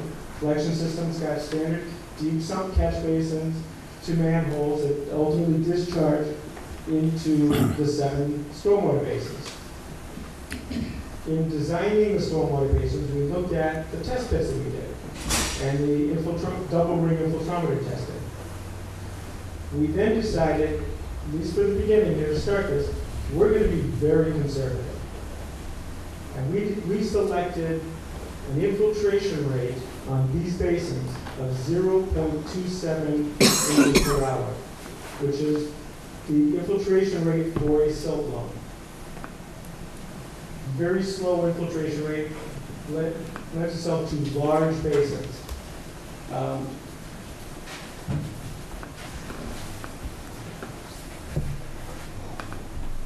We then also have overflows. So what you have to do with these basins is we collect it in 24 hours. We have to drain it in 72 hours, which is how they end up as big as they are. Because we're using a 0.27 inch per hour infiltration rate. For example, when we went out on this basin right here and actually did the soil testing, the infiltration rates ranged, and we did 2 test pits. We did a high level and a low level in the soils. And the infiltration rates ranged from about 1.75 inches per hour up to 3 inches per hour. And we still used, just to be conservative on the sizing, a 0.27 inch per hour rate. So the intent of this, as we did it, is, again, Retain it here so that we don't increase velocities. Retain it so that we don't increase volume. And then also no increase in velocity or volume offsite or to the wetlands. And so we run all that through the model, and essentially we are reducing flows at all discharge points on the site. Now, we are still, and we had agreed as part of the conservation, that we will look at a couple of the outlying areas and just make sure we may throw in a couple of yard drains in the back. We want to make sure that in no spot are we going to increase flow or velocity. So we don't impact any of the abutters. And we're going to make sure that as we're doing this, and it's done, that from here we can overflow, but it doesn't cause any increase or any adverse impacts. And again, that's done for a 2-year storm, a 10-year storm, and a 100-year storm. And that covers most of the site. The vast majority of the site goes to these 7 basins. The front of the site is actually going to be collected. Right now it goes to a ditch and then gets onto Hadley Road. What we're going to build in the front now is going to be a swale, a grassline swale. It will then go to a culvert and then a level spreader to slow down the flow. Then it goes through a grass line trapezoidal channel and ultimately into a catch basin. So all this stuff that right now comes here and pops out onto Hadley will get into a catch basin and go off-site. Even with that, we are decreasing the flow to Hadley Road, dramatically decreasing on that. And that will clean up this whole area here that's contributing to the puddling and ponding on Hadley. The areas to the east of Hadley Road, where we're putting in single-family houses, what they've got on there right now is a lot of impervious area that will all be removed. All of the existing paving that runs here and is going to be removed. The new rooftops and the new driveways actually have less impervious area than the existing conditions. So the flow contributed by those will be less. The one other thing that we did that's very conservative on this is the single-family houses and the 142 condos. What we modeled was the biggest unit possible. So when you buy a unit, you get your basic, and then you can add on a sunroom or a extra family room, or whatever it is that you can add on. We've included that on every one of these. And that adds to the impervious area, and that's where you get your most runoff, your roofs and your driveways. And we made sure that we were doing it with the biggest we could have, because we didn't want to undersize anything. Great. Thank you very much. I think that was very helpful to get that overview. What I'd like to do is, we just got comments today from Horsley Witten on the review of this stormwater design, and I would say we haven't had really a lot of time to look at those comments, so I think I would ask Janet if she would review what they've seen so far and kind of where we go next on this. I will sort of add to that comment that generally we would like to see information and reports at least a week ahead of the meeting. And I know you didn't have the opportunity to, but that goes for the proponents as well as, and for anybody providing comments. If we get comments on the day of a meeting like this, members really haven't had a time to digest it and really sort of think through it. So we would ask people, if you want it to be addressed at a particular meeting, that you get information to us well ahead of time. And with that, I'll turn it over to Janet. Just hold it close. Hi again, my name is Janet Bernardo. I'm a professional engineer with the Horsley Witten Group, and I was hired by, the Planning Board and the Conservation Commission to review many aspects of this project, and my specialty happens to be the stormwater, which I get a total charge of. Okay, we're in for it now. So what we did, as Kevin kind of explained the whole process for reviewing, for designing the system, what we did was go through all of the numbers that they put into their report. So we went through their surface materials, their permeability testing, what they called for their time of concentrations of the flow going over the land, deciding where, if we agreed with their watershed areas and the divide between the two. And so that's kind of the technical stuff that's in this letter. So we have this 10-page letter with comments that are some of them are minor, pipe slopes that we didn't agree with what was written on the drawing, and some of them are more critical to their final design and exactly what a curve number is something that's put towards the surface material. And if we didn't agree with a curve number, that was, if something is impervious, the curve number is 98. If something is grass or wooded, the curve number is closer to like 39. So it's important to agree with the final curve numbers that are chosen, and whether it's a fair condition and a grassy area or not. So we checked all of that kind of information, all of their inputs into their HydroCAD modeling program. We all use HydroCAD regularly in the system, and so it's a standard process, and so our job was to agree with their inputs, because the program should spit out the correct outputs is the goal. So the other thing that Kevin didn't talk about too much was that Mass DEP has 10 standards that they need to abide by for their stormwater management program. And so our letters also kind of just goes through step by step exactly how those standards are being met or not being met, and how to comply with them if we're not in agreement.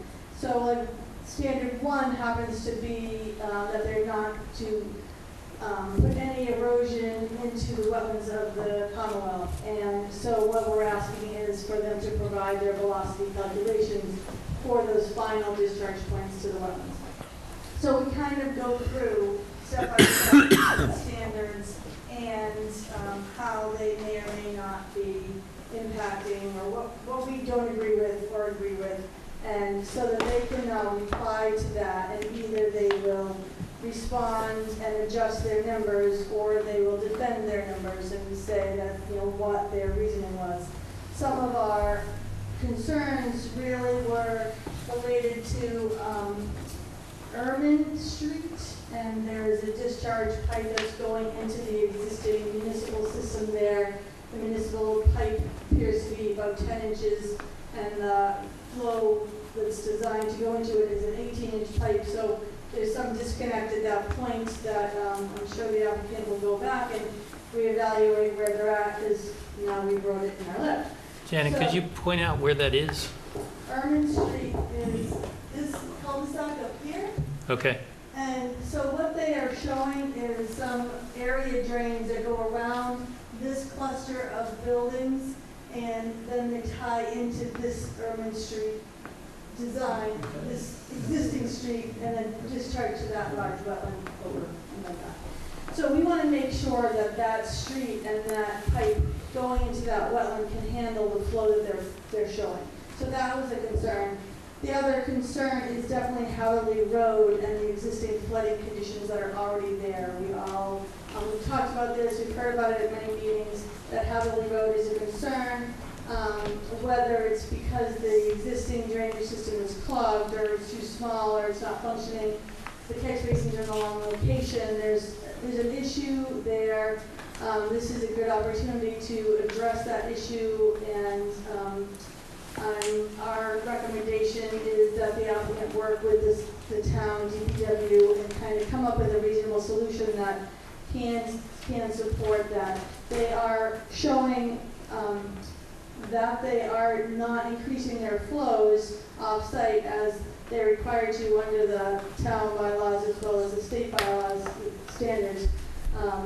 Though we're kind of asking them to do more than that, because we know that there's a flooding issue. So let's deal with it and address it, and their residents that may be buying these units don't want to be driving through a flooded street any more than the neighbors that are already there want to be driving through that flooded street. So this is a good opportunity to fix that. But in general, some of the other standards, I mean, there's water quality standards and there's recharge requirements that are part of the standards. There's also an erosion and sedimentation control requirement and the town has an erosion and sedimentation control requirement. They have, they stated that there's a stormwater pollution prevention plan as part of this development. We haven't read that yet. I'm not surprised that it's typically can be a lengthy document. It's an extension of their plan set, and so we haven't seen that yet. That's one of the things we're requesting is to see that erosion control plan. They will need to prove that when they do go under construction that there is no erosion going into any of the wetlands or into the roadway. There's a process for that they will need to abide by, and they'll have it all written down so for us to review, or for the town to review. There's also will be an operation and maintenance plan that goes with their stormwater system.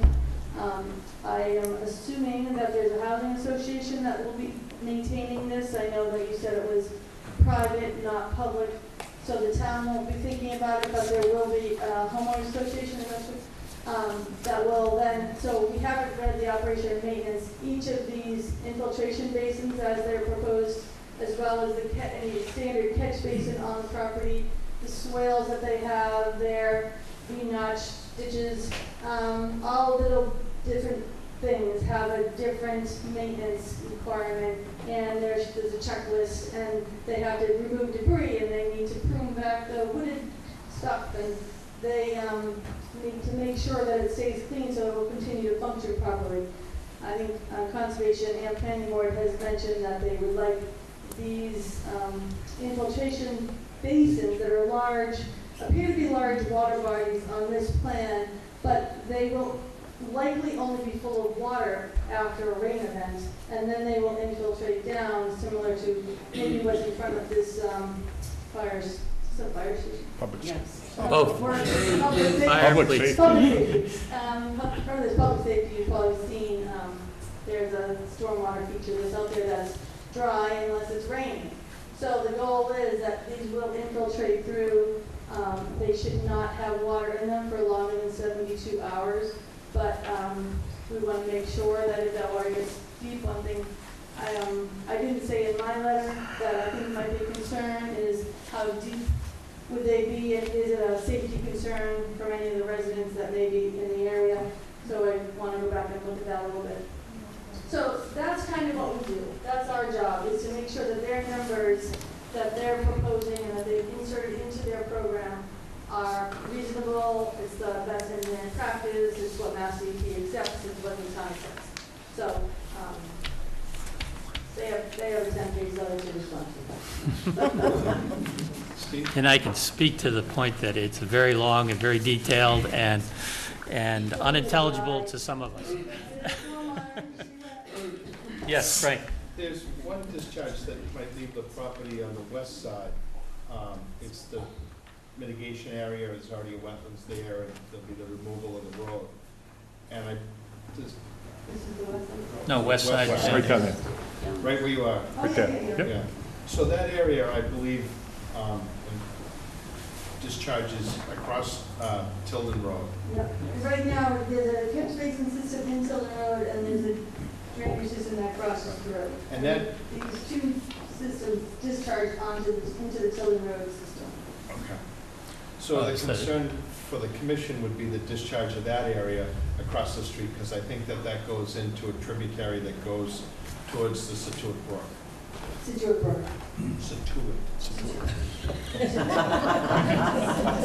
Yeah, I think that, you pointed it out before, is there are certain connections here to existing stormwater systems, and it's those points that we want to make sure that that system has the capacity to deal with whatever is being discharged, and this is another case, I guess. Yeah. Yeah. Yeah, that one, we did look at that, and I didn't see the concern on that section that I saw on Army Street or on Halloween, but we will go back and double. Well, we both have our concerns. Yes. As goes towards the brook. Good. Was, just a question, and maybe a proponent knows this too. So the flow that's now going into where it will eventually end up at Scituate Brook, is it larger than what's happening now? Now, they are not discharging any, they cannot increase their flow off the property. So if it is not able to handle it now, that's the one thing I didn't hear about, that this system is under capacity. Sure, but that wetland is actually going to get expanded because of the mitigation in the proposed plan. Yeah, the wetland will be expanded, but the actual flow leaving the site at Children Road is going to be decreased. By how much? I mean, that would be a concern. I'd have to look at exactly what it is. You don't want it to decrease? I would not want to decrease the flow going into Situate. Okay. Right. And that is something, and we can look at making some modifications to our basins. Mm-hmm. All of the basins have overflows. Some of them will overflow in a 100-year storm, some of them will not. In order to try and not increase at 100-year, it has a larger decrease at a 2-year. So we can certainly. I think that's just something that we want to make sure. We can certainly do some balancing and redirect more flow towards that wetland so that we can keep the flow towards the Situate Brook. So maintain the flow is what you Yeah. want to do? Okay. Yeah, and that was something, because we did notice, we started off really looking at Hadley Road and saying, we've got to decrease this as much as we possibly can. Maybe we can balance a little bit less of it towards wetland, it's called Wetlands A and B, which are right on Tilden Road. Get more flow towards those, keep them, so that we're not increasing, but so that we don't decrease. And this is something we've discussed with our consultant, but even an increase to a stream or a wetland in certain areas is But not over the road. No. No. But it's something we. Have you got a number? A percentage? Well, I don't know. I mean, is it 10 or 20%, or is it, you don't want double the flow, right? No, and again, this is something we want to talk about with Amy Mhm. and look at this, but Yeah. we have issues in other parts of town where water's been diverted and essentially the brooks become drier. We Mhm. prefer to go the other way. Yeah, and we can certainly do that by decreasing some of our basin sizes, modifying where flow goes and how it goes. The state doesn't let us increase the velocity. It's only Scituate that doesn't let us increase the volume. And so we can certainly look at a way of slowing it down, but keeping flow going there. One of the other basins, the wetlands I was concerned about was this wetland H, that a lot of the flow seems to, the flow as designed, there's a drainage swale that's coming up through here and diverting into this larger stormwater basin. So that's one of my comments, is to make sure that stormwater H isn't negative impact by drying it up. Gotcha. Yes, sir. And we're trying not to increase it. And Okay. It's such a balance on this. We've got to make sure we protect it and get as much flow as we can there, but we can't increase. All right, well, that sounds like a valid issue that we ought to Yeah. take a look at. Yes. Just to add to something that Kevin didn't mention, is presently at the intersection of Longley Road and Norwell Avenue, the town drains onto our property without. Can you point Sure, that location out? right up in there. The town drains onto our property, and actually, it's the town's drainage that created that wetland. We have talked to DPW, and we've committed. See, this is land court land, so there's no such thing as adverse possession. It's been there for a long time, although without right. We're gonna work with the DPW and give the town what easements they need, so that they can continue the drainage onto the property, which has created a wetland, so the wetlands continues to be nourished. And where's that drainage coming from? It's right at the intersection of Norwell Avenue and Longley, and it crosses over and it actually created that wetland. Yeah, and it also comes down Irvine. So it's taking water from Irvine. Right, so the town doesn't, that's how where the town drains, but Yep. we'll straighten that out. Okay. Great. Yeah, we won't discharge from our streets directly to the wetlands, but your town right now is. Okay, sounds good. Do we have questions from the board? We'll start down here with Bill. No, I'm all set right now. I got the letter at the same time you did. and Yeah, I mean, we're reserving comment on all of the comments till we've had a chance to read. We are too, we gotta read them too. Yeah. Richard? Yeah, I don't think I have anything to add at this time without reading the letter. I have one question, and you're managing a lot of water here, and you're going to need a lot of water for the landscaping. Are you considering rainwater catchment and reuse?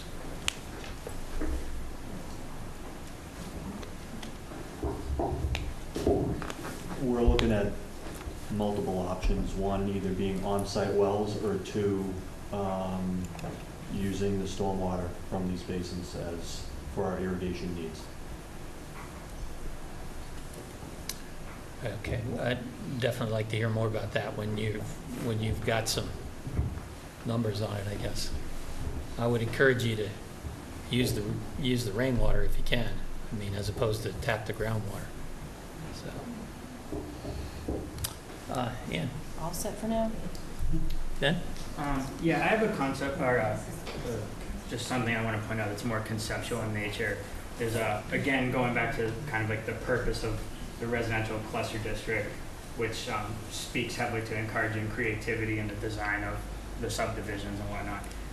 And then also speaking to the essence of kind of the best management practices in the Massachusetts stormwater guidelines.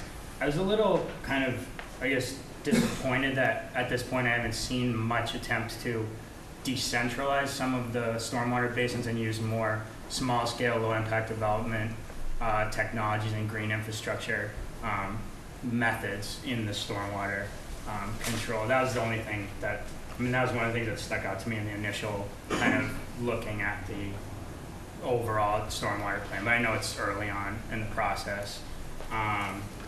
The other comment I would have about that is just kind of as a gesture of good faith, I guess, is I would almost, and I know there's probably not a legal obligation for this as long as you're meeting the standards, but it would be, I almost like the idea of if we could keep the stormwater from going into the municipal drainage system at all and try to retain most of it on site, because that would eventually, with some of the MS4 regulations and things like that, help reduce the town's potential stormwater liabilities from whatever their discharge permits might be or whatnot.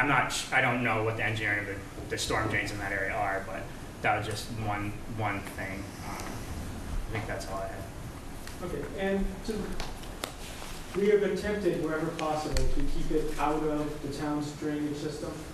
There are just some areas where, like along Hadley Road, if you're in the front of the property, it's got to go somewhere. And that area, there's a reason that there are 2 wetlands up there. Soils are not very good. We couldn't get the infiltration there. We originally were looking at the low point. Let's put a basin there. High groundwater, poor soils, couldn't infiltrate it. So the idea was we will treat it as much as possible. We'll put it through the deep cut, the catch basins. We'll put it through storm scepters or similar. We'll put it through the swales and slow it down. And we'll keep it out of the area that it just gets in, overflows. And that way try and keep, although we're putting some into the town's system, we're putting less in there, that less than is getting there now. Actually, Steve, can I do a follow-up? Based on on Steve's comment there, what's the proposal for the irrigation system? Is it a well right now, or is it completely natural? Because I know we're not permitting any underground irrigation systems in Situate now.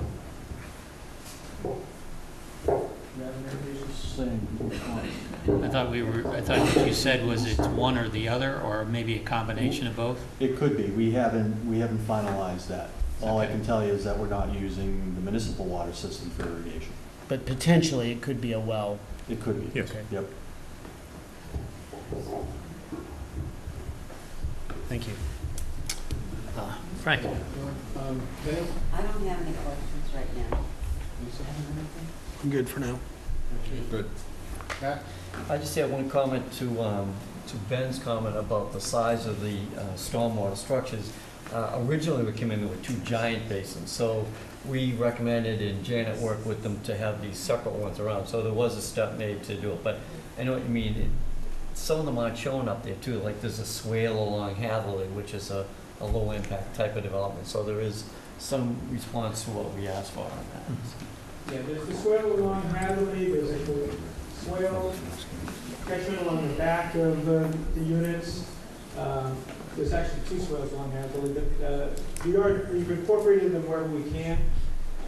It's gets tight to try and find areas. When you get up high in the site where we got submerged on soils, and then you get around to the outsides, and you just have to try and put the infiltration basins where we have good soils. And Amy, you're going to be reviewing this as well to see how the impacts of this drainage. Right, yeah, Janet and I will work pretty closely together. I realize we also gave you a series of comments tonight to let you know that the first part of that letter that we gave you really just sort of reiterates what's been submitted to date, what the applicant's response is, and where we think there is some responses needed. And then we added some additional details as we got further into our wetland review. So I think one of the comments that we put in there were a couple of the comments that Janet, we just reiterated some of the ones she put in the letter regarding the stormwater as it pertains specifically to some of the wetlands. Will you add this issue about the Scituate Brook onto your list? Absolutely. So we make sure we address that. It sounds like an important component of this. So I think from a commission standpoint, you hear our concerns, maintaining the flow in and out of these wetland areas, the brook, and then the detention areas, that they could be as natural as possible to enhance or enlarge open space areas on the subdivision. Great. I see we're running close to our appointed hour. Are there any public comments at this point? Yes. Laura Curtin, 58 Kenneth Road. I'm just kind of wondering how many swales are going to be in this development, because I live in Kenneth Road, and right at the top of Kenneth Road there's a very large, what I envision as a trapezoidal swale that's been created. It's not very attractive. It's going to be grass lined, so I'm kind of envisioning along Hatherley Road a very large, deep swale that's grass lined and not very attractive. Something about Hatherley Road is also, what's going to be in Okay. Well, that would be good to have a look at. I don't know that we've got time right now to do that, but we'll add that to our list. Any other comments? John had a... Yeah, Sean. Just to back up a little bit, it's not about stormwater, if that's okay? Has to do with private ways, I just kind of thought about it. You got the floor.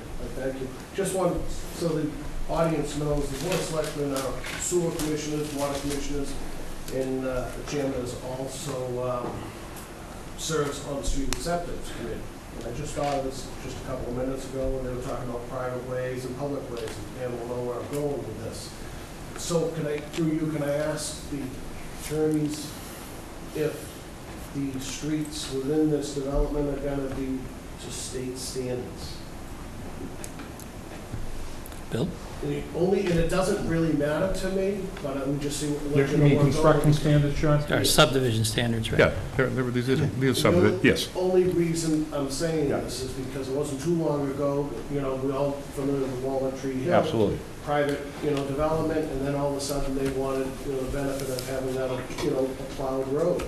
So then, it was pretty heated for us to decide, and it's very costly to the town to get that to a public way. So I just asked. Sure. Well, the answer is yes, but one of the other things, Sean, when we get to the planning board, one of the conditions of this that we're amenable to is, which is common in flexible open space developments, is to say that the roads will remain private and they won't be municipal, so it's actually a covenant, so that in the future someone cannot petition the town for it to become that. And that's kind of common condition that you guys. Require that, so, yeah.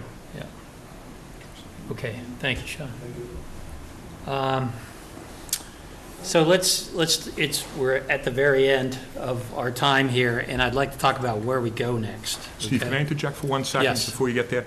Two things, just a to-do thing that just for both boards, is in the interim before when we set the next meeting, is our engineers will be in touch with the town's consulting engineers to try to address all these issues. Secondarily, That was going to be the first on my list. exactly. Secondarily, is any of the town departments' comments will have our engineers or professionals reach out with them to look at what all their concerns are, so that at the next meeting we have, hopefully the vast majority of these will be addressed. Okay. Well, I appreciate that. That was actually what I was going to enjoin you to do. What we need to do is we need to have the right information so that Horsley Witten has it to provide our review as well. Correct. And the next thing in particular, I think, is beyond addressing the comments they've already provided on wetlands and stormwater, is addressing the environmental review, which I think we just got a copy of the Phase 2 report, right? Right, Horsley Witten has a copy. Right. Janet, you got Yeah, we it have a just copy. recently. We just got it. And we just need to give them enough time, and I guess I will ask you, kind of, when do you think you'll be in a position to provide some feedback to us? I had heard that there's possibly an August 24th meeting, is that? Yeah, we have an August 24th True. meeting. And the LSPs in our office were prepared to have reviewed it, provide their comments, and attend that hearing if that works Okay. for everyone. So do you think we'll have comments by the 17th? That's 1 week before, yeah. That was the direction that was given to them, that they needed to have the comments 1 week before. Okay. And that needs to be coordinated with the Board of Health as well, right? Because I think Jennifer Yep. wants to understand what the, kind of what you're finding and what the review is. So I would ask you to just be in contact with Okay. her directly. Just an aside, Jim Ash has already reached out and spoken with Jennifer to make him available with his expertise to answer any questions when the Board of Health has a meeting. Okay. Yes, No, I just wanted to confirm that, you said that's the 24th was tentative? So we're planning? Well, we need to make sure we've got data before we can Right, address it. but on the 24th. tentative. Yeah, I think that would be it. Yes, I just have one potential next step. yeah, I understand that there was I generally, working on projects, I like to conduct site visits, but due to the nature of this site and, how complex and liability issues and stuff, I didn't feel comfortable going onto the site. So I was wondering, I understand that Conservation Commission was extended an invitation to do a site visit that was already Yes. done, but I was wondering if the same opportunity could maybe be held for the planning board. Certainly, yeah, that was on my list too. certainly. Are you going to provide the tick repeller? Yes. You gotta put your socks outside of you. So we're good on the environmental review information? Yes, You can confirm, but, for what we have in-house, I don't know, we can confirm with Jennifer to make sure that we have what she has. mhm, We have a list that we can say, here, we have this stuff, do mhm. you have anything else? And Okay. So right now, it seems doable that we could get something by seems the doable with 17th. what we have Okay. right now, yes. Can I ask one other question? Yes, We have one of the things, and again, just to bring up, the board may or may not be aware of it, all the consulting fees, at least to date, for the entire project have been paid into the town, so there's no constriction on reviewing any areas of this project, and also any supplemental thing we'll address as it comes. So one of the questions I had, just to ask the consultants, as far as all the other myriad aspects, particularly traffic on this, is that going to be reviewed so that we can get commentary to go to that? And the second question, I can hear what the board's saying, at least as to environmental issues, I think you're moving towards a date on the 24th. And what my question is does it make sense on other issues such as standalone issues like traffic, that we can address that and have a meeting prior to then on that issue? well, it seems to me the environmental issue, not knowing what's coming out of it, is going to affect wetlands and stormwater, and could affect, I don't know, could affect the layout. Or can't affect the traffic? Well, it could affect what roads you could put in there, right? Yeah, but we're, just to let you know, just as an aside, Yeah. as Jim Ash says, we're highly confident with the diligence that they've done, that the end result of this, the state is actually, there's been a closure position on this, and again, you'll I get hear through all what you're this. saying, yeah, I hear what so- you're saying there, but. So there's no showstoppers here. Again, you could be talking Greek to a lot of us here, so. I would say that now, I would ask Horsley Witten now if they that- would be prepared to. I think we have been given the go-ahead by the town to conduct all of the reviews, so the traffic review will be done by Vanessa and Associates, and they are ready to begin their review. They will easily have some comments in the next week or two. So I don't know, when is the next hearing as far as? Our next hearing is, what is it, Karen? Well, we had figured on August 24th as the Yes. next time we would discuss this project, due to no other projects that we have. in the Yeah, I pipeline. just don't think the next meeting is one we can sort of hit. I'm just looking for my list. We have 2 public hearings on July 27th. Here it is, yeah. And we have a major public hearing on August 10th as well, and there'll be something else on August 10th as well. Yeah, so it seems like the 24th is our opportunity. Now, we can carve out a fair amount of time on the 24th to do this. But it doesn't, because that August 10th is going to be a pretty big one, and vinyl. And vinyl, Yeah. and we will probably be having, we got a site plan review in this week for 7 to 9 Marshfield Ave. That is probably going on August 10th. Okay.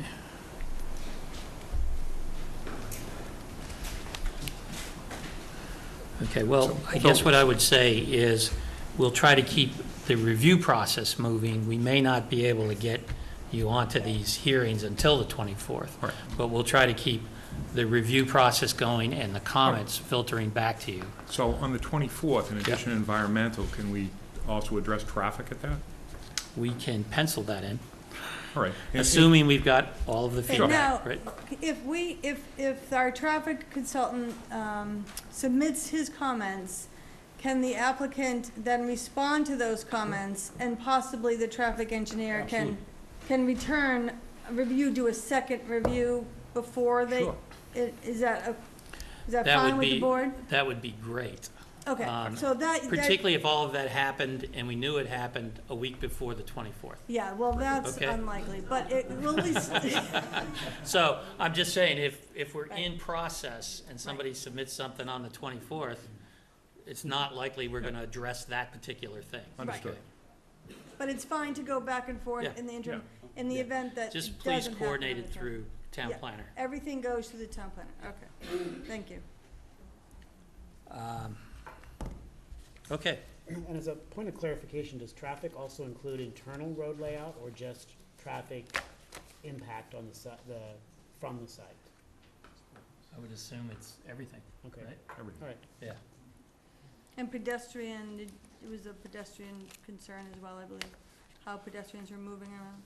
Yeah, we definitely. Sidewalks, That'd be great. walkways. Yeah, walkability, bicycles, just connections to the existing walkway system in the other neighborhoods.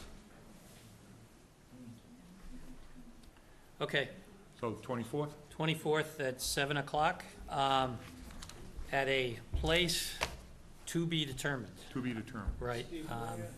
Yes, In terms of continuing our meeting, We're seeing you on Wednesday, aren't we?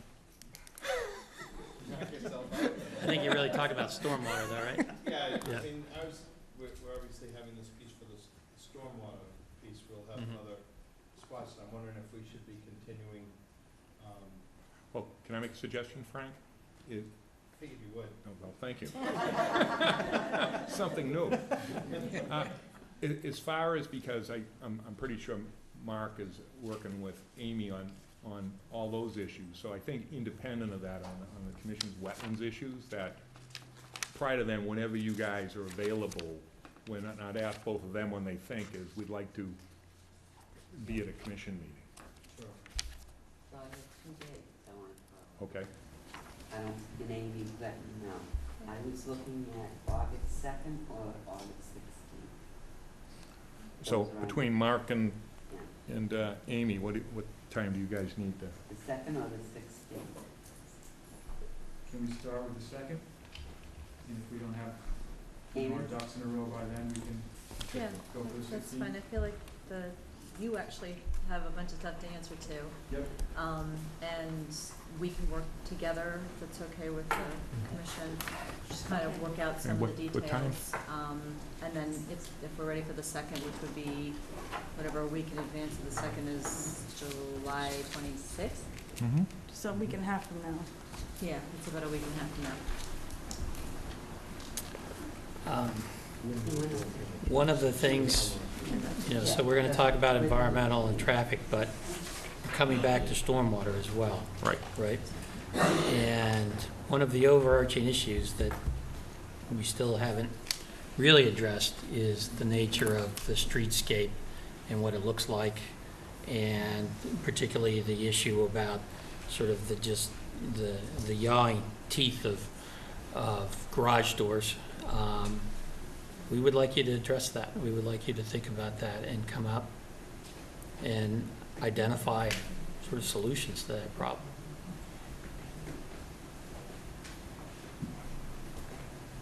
So I would not sort of just dismiss that out of hand. Yes. Is there any color you could provide as to what those solutions may be? Because quite frankly, we're putting forth our best product and our best practices. I mean, we're giving you our best. So if you can shed some light on that, I'd appreciate it. Well, I would suggest, side entrance or back entrance on these units for garages.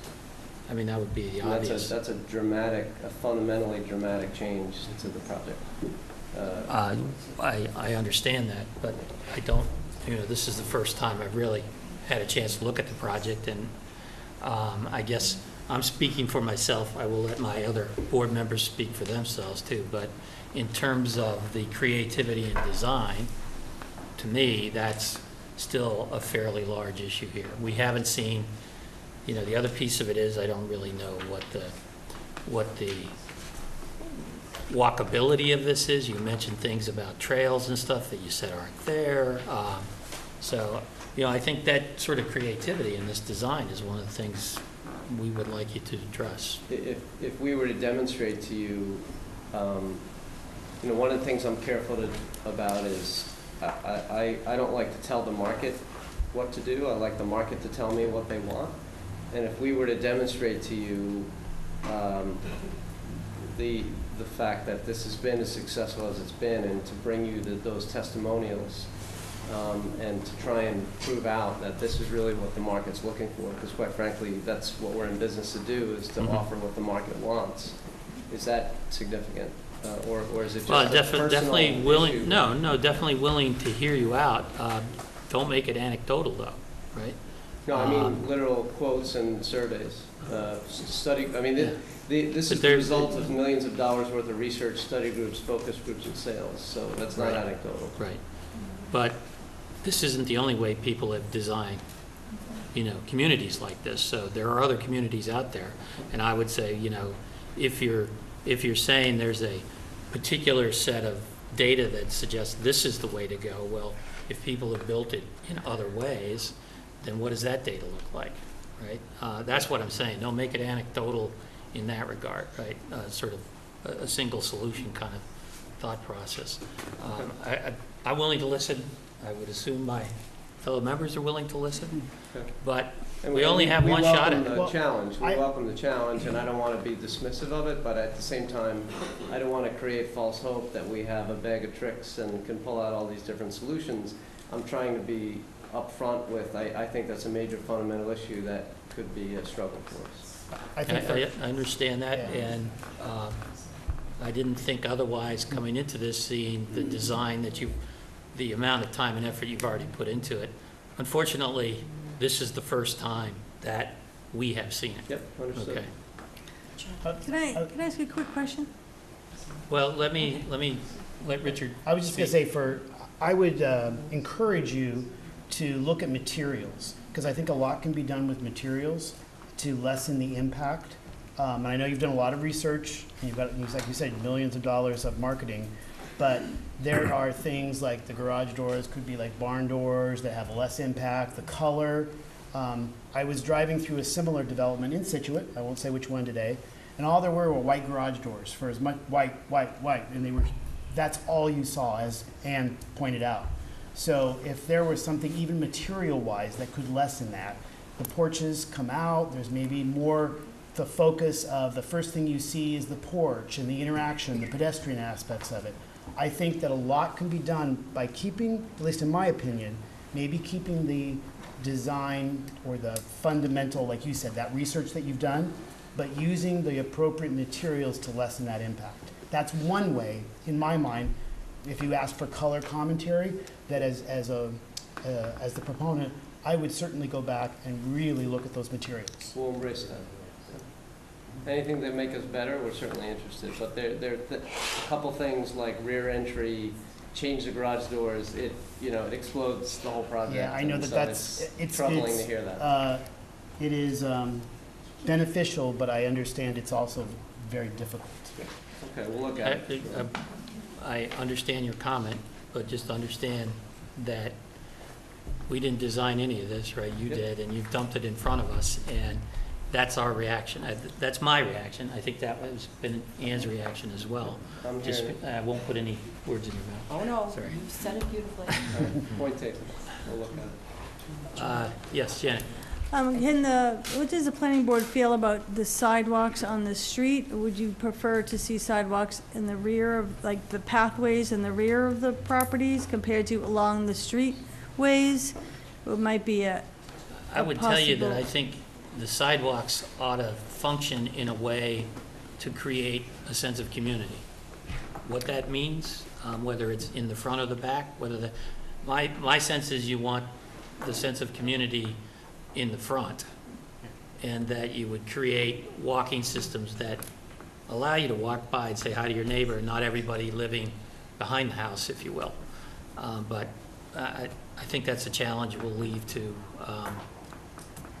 Toll Brothers to tell us about that. And I think you also brought up an example of the Pine Hills, which has been, has gotten multiple awards for some of their cottage communities, their walkability, porches in the front where people can interact, and as Steve said, have that personal interaction is very important. So I would, since you mentioned that as an example, that's a great example to go back to and try to replicate some of the successes that the Pine Hills has had, and that new urbanism approach. We love the Pine Hills, and we've built over 90 homes there and have another 100 plus on the way.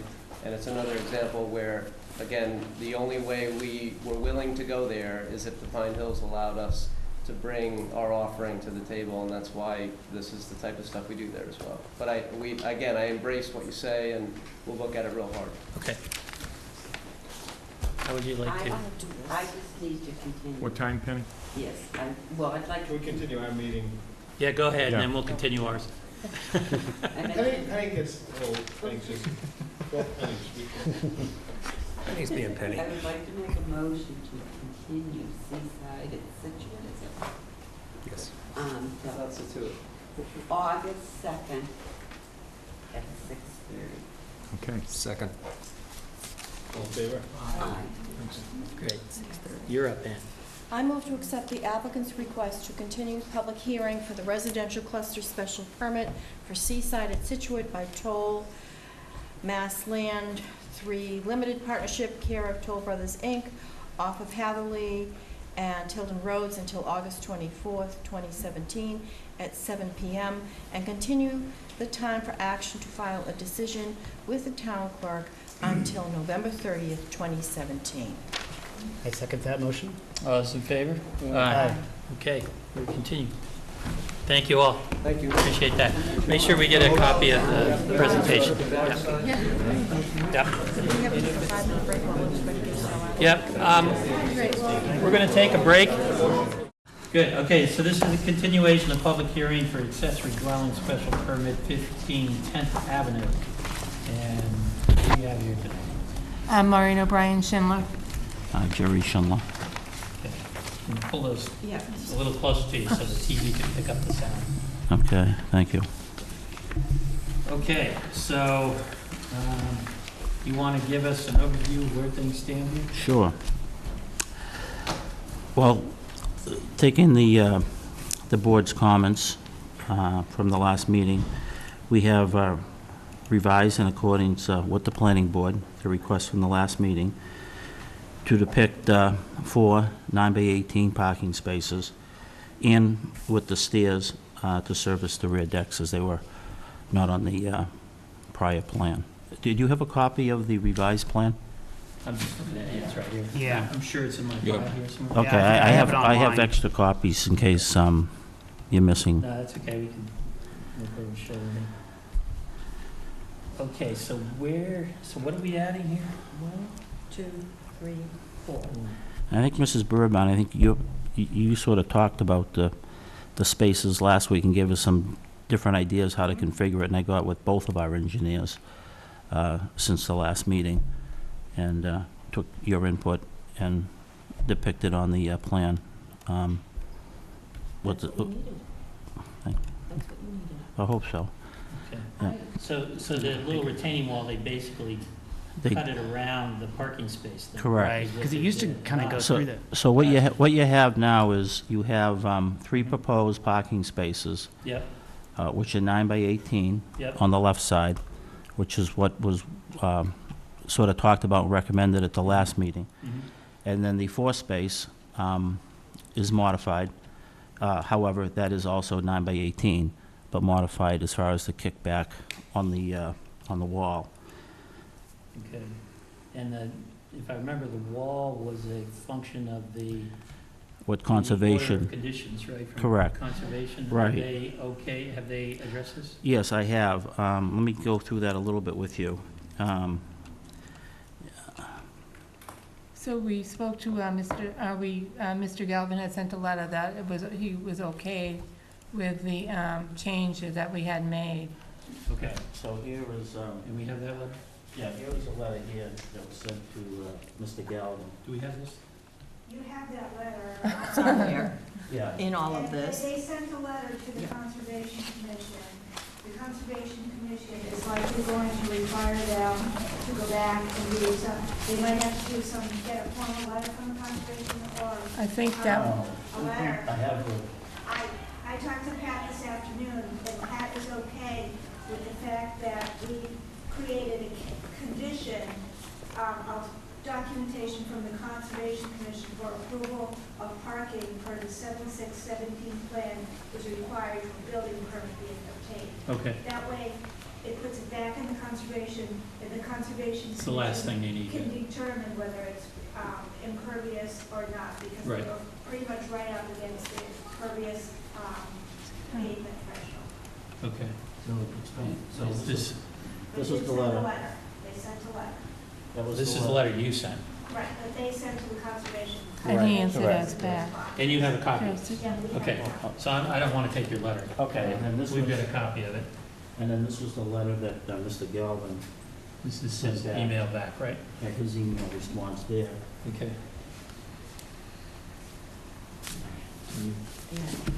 Want to read it? The calculations for the amount of impervious on this site were just under the amount of impervious that would trigger a stormwater permit.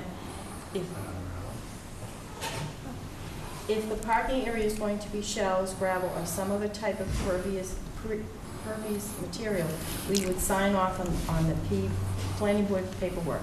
If the surface is to be impervious, the property owners may need to file for an amended order and possibly a stormwater permit. So what are you going to do with what has been requested as far as doing the gravel impervious drive? Shells. Pervious. Right. Pervious. Pervious, pervious, right. Shells or gravel. Yes. Uh-huh, Right. exactly. Yeah, okay, Which is good for that area anyway. Yes, very okay. beachy. Well, that's what we, right, thank you. Okay, I think that was the last item we needed to address, right? That is it. So do we have a motion? Okay.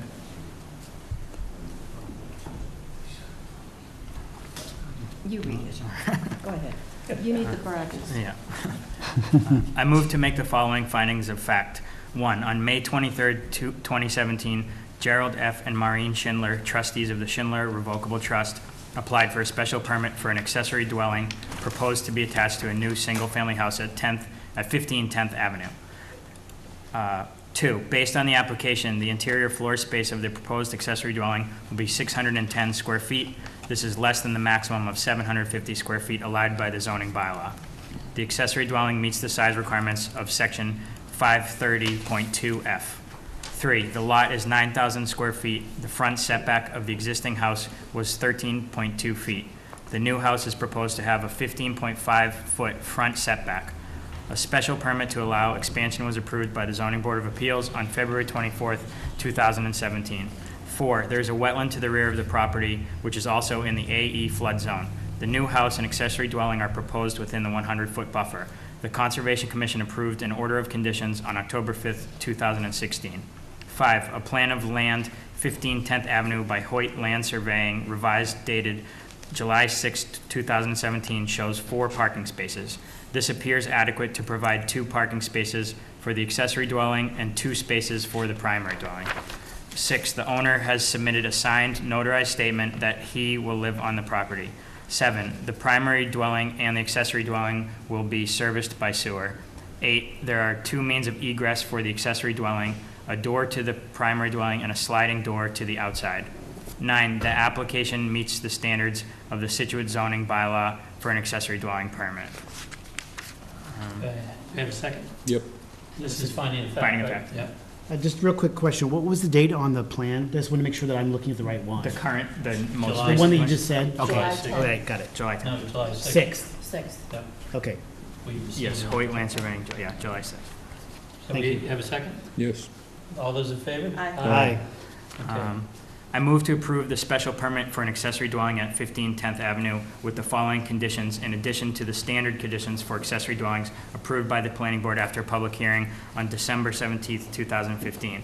1, except for any changes necessary to meet these conditions, any construction shall conform to the plans entitled Plan of Land 15 10th Avenue by Hoyt Land Surveying, revised dated July 6, 2017, and elevations and floor plans by KBS Builders Incorporated, South Paris, Maine, submitted with the application and attached to this approval. 2, the number of bedrooms in the accessory dwelling is limited to 1 in the location and size indicated on the floor plan submitted with the application. The number of bedrooms in the primary dwelling is limited to 3. 3, the accessory dwelling shall conform to all applicable standards in the building, plumbing, electrical, mechanical, fire, and health codes and bylaws. 4, documentation from the Conservation Commission for approval of the parking per the July 6, 2017 plan is required prior to a building permit being obtained. 5, the standard conditions for accessory dwellings approved by the planning board shall be conditions of this decision and shall be included for recording at the Registry of Deeds. So, did I miss it, or did we get something about the impervious surface? Oh, nothing about pervious, but it was, it needs to be documented by Conservation Commission, so we can add that.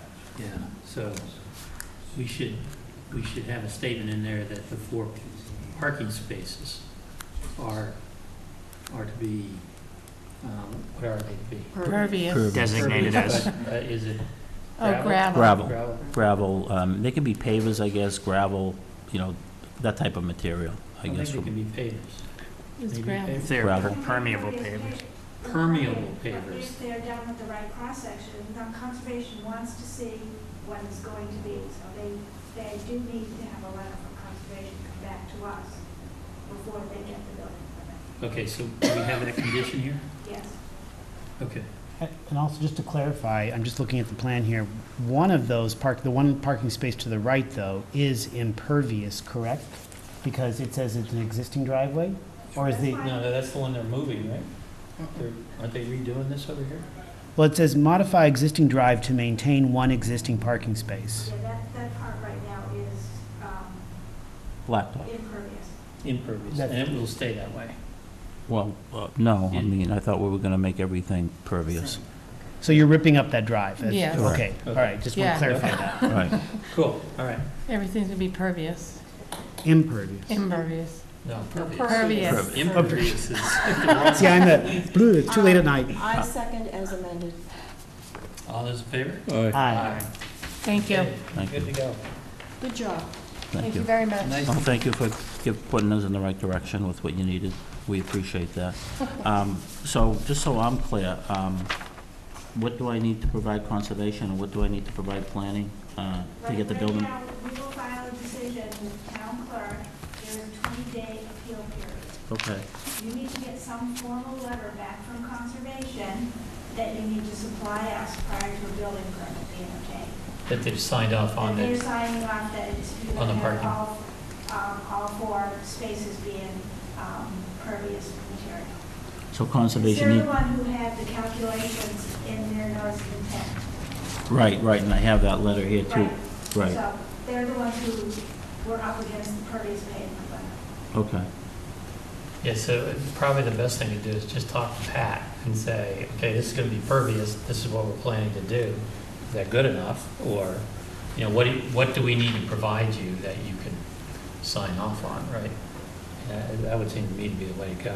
Yeah, and I was just reading his letter here. Do you have his letter I just gave you? We gave it back, I think.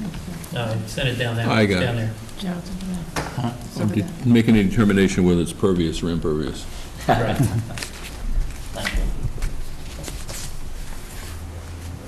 Did you want me to read Mr. Galvin's? No, we already went it. Oh. You have to just coordinate with him. That's Okay. how he wants it done. Okay. That- Yeah. I mean, He'll that's tell you how what he wants needs. it done. Okay. All right, I'll just Okay. follow up There's with not a him. whole nother meeting now, is it? You have to coordinate with Okay. the Conservation Commission. That, they issued you the permit. They already did it, so the planning board is not gonna take care of stormwater because it was part of the conservation. All right, I Okay. understand. All right. Okay. So they just have to Make a sign phone off call. on this Yeah. change. Okay, Right. thank you. You don't need to come back here, you just need to send us a copy of their sign off. Okay, Yeah. Right. Okay. I good. know it Okay. gets confusing. yeah, Yeah. we'll figure it out. I guess Well, we we're have 2 different stormwater permitting authorities, the Conservation Commission and the Uh-huh, Planning yeah. Board. Mhm. And we flip a coin as to who gets, no. Right. Thank you. Thank you. Bye-bye. Thanks a lot. Conservation usually does houses, so. Good luck. Okay, what's next? All right. Where is my agenda? Countryway? Stormwater, Okay, review group plan to manage stormwater after change to grading of 529, 531 Country Way. All right. So tell us what's going on with 529, 531 Country Way.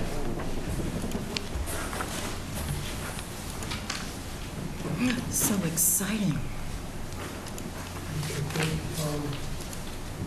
At the last meeting, we'd come in and we showed you a plan very similar to this. And it showed what we were doing to the rear of the property, as far as putting swales to the rear of the house, to carry the water out to the front of the property, and also along the side here. What you asked was that plan be reviewed by a consulting engineer, Peter Mary, which then Craig Tansey in our office put together the stormwater calculations, and he submitted those to Peter. There's some minor changes made, and with today's date being the final revision. But in essence, this blue line represents a swale that's going to take the water from the back of the houses to the septic system and carry it around to the north side and back toward the front part of the property. Likewise, there's one here that will do the same. These houses are about 40% smaller than what was originally approved, so we did cut down on the roof area. We didn't need to add any more infiltrators here or anything else up in the front that was approved by the board under the site tech design. Where's the third house going? Pardon? Is there a third house, or is it just the 2? Just 2 houses. The planning board approved 2 lots. Right. The zoning board did. So maybe we could ask Peter to Yeah, so Peter. give us your input as to your review. Sure. Peter Pelmer from Vernal Engineers and Land Surveyors. As Paul indicated, we reviewed the initial plan that showed the regrading primarily in the back of the lots, as well as the houses being a little smaller and moved forward somewhat. This grading to the rear was not considered in the original submittal. The original submittal just had this being existing grades. So consequently, there's quite a bit of fill brought in here. Mhm. The grading as shown is now pushing some of the overland flow to the back of the lots, which it wasn't doing before. This area is about the same, but it's still a lot more fill. But they have designed a swale, basically two swales, with a high point right about here. The swales come down here and discharge here for the overland flow, very similar to the flow path that was under the original design. And the new flows from here, this developed portion of the site, is still being discharged into the infiltration, proposed infiltration system. We had some comments as far as time of concentration, runoff curve number, and so on. We submitted those comments initially in our first review letter. We got revised plans, I think it was Friday. There's some additional comments, a little bit of back and forth emailing, and then we issued our final report today. We're satisfied with this design. We did ask that they provide a detail of the swale to make sure that the capacity was there in addition to a detail. We did ask for calculations. The calculations showed that there was 3 inches of flow for the 100-year storm. So how high is the swale? Well, the swale initially was 6 inches. We asked that it be made a foot. Okay. Again, to provide. So a 100-year storm would be 3 inches. Yeah. I mean, there's not a lot of flow, but with all the construction that was going on here, the existing grades come down this way. And they do continue over here, but with all the construction, I think there was some issue with ponding water on the abutting property because the piles were right against the property line. There was some issues over here, and that was, again, a function of this being a little closer. I think once everything is said and done, the design is complete and stabilized, based on the calculations, I feel everything will be fine. I do think that the contractor needs to be a little bit better prepared to keep the construction away from the property line, because, you know, any runoff, and it's not stabilized, is going to be, could get into the abutting property. So I think the design and calculations are satisfactory. I think the design will work. Right. There may be some policing during construction might help. Right. So this is point C. We're now at point A. Yeah. So the process of getting from A to C, we got to manage it during the B process, Exactly. right? Yeah. Okay. And it's a relatively confined site, and with the additional fill, and the associated side slopes, it's pushing everything out to the property line. So I think that is probably a contributing factor to the situation as it stands right now. I think when all is said and done, it'll be fine. Who is going to take the responsibility to do this correctly? Are we selling lots to contractors, or what's happening here? Typically, what we do is just take that swale out, the center line of it. Who's going to make sure this works?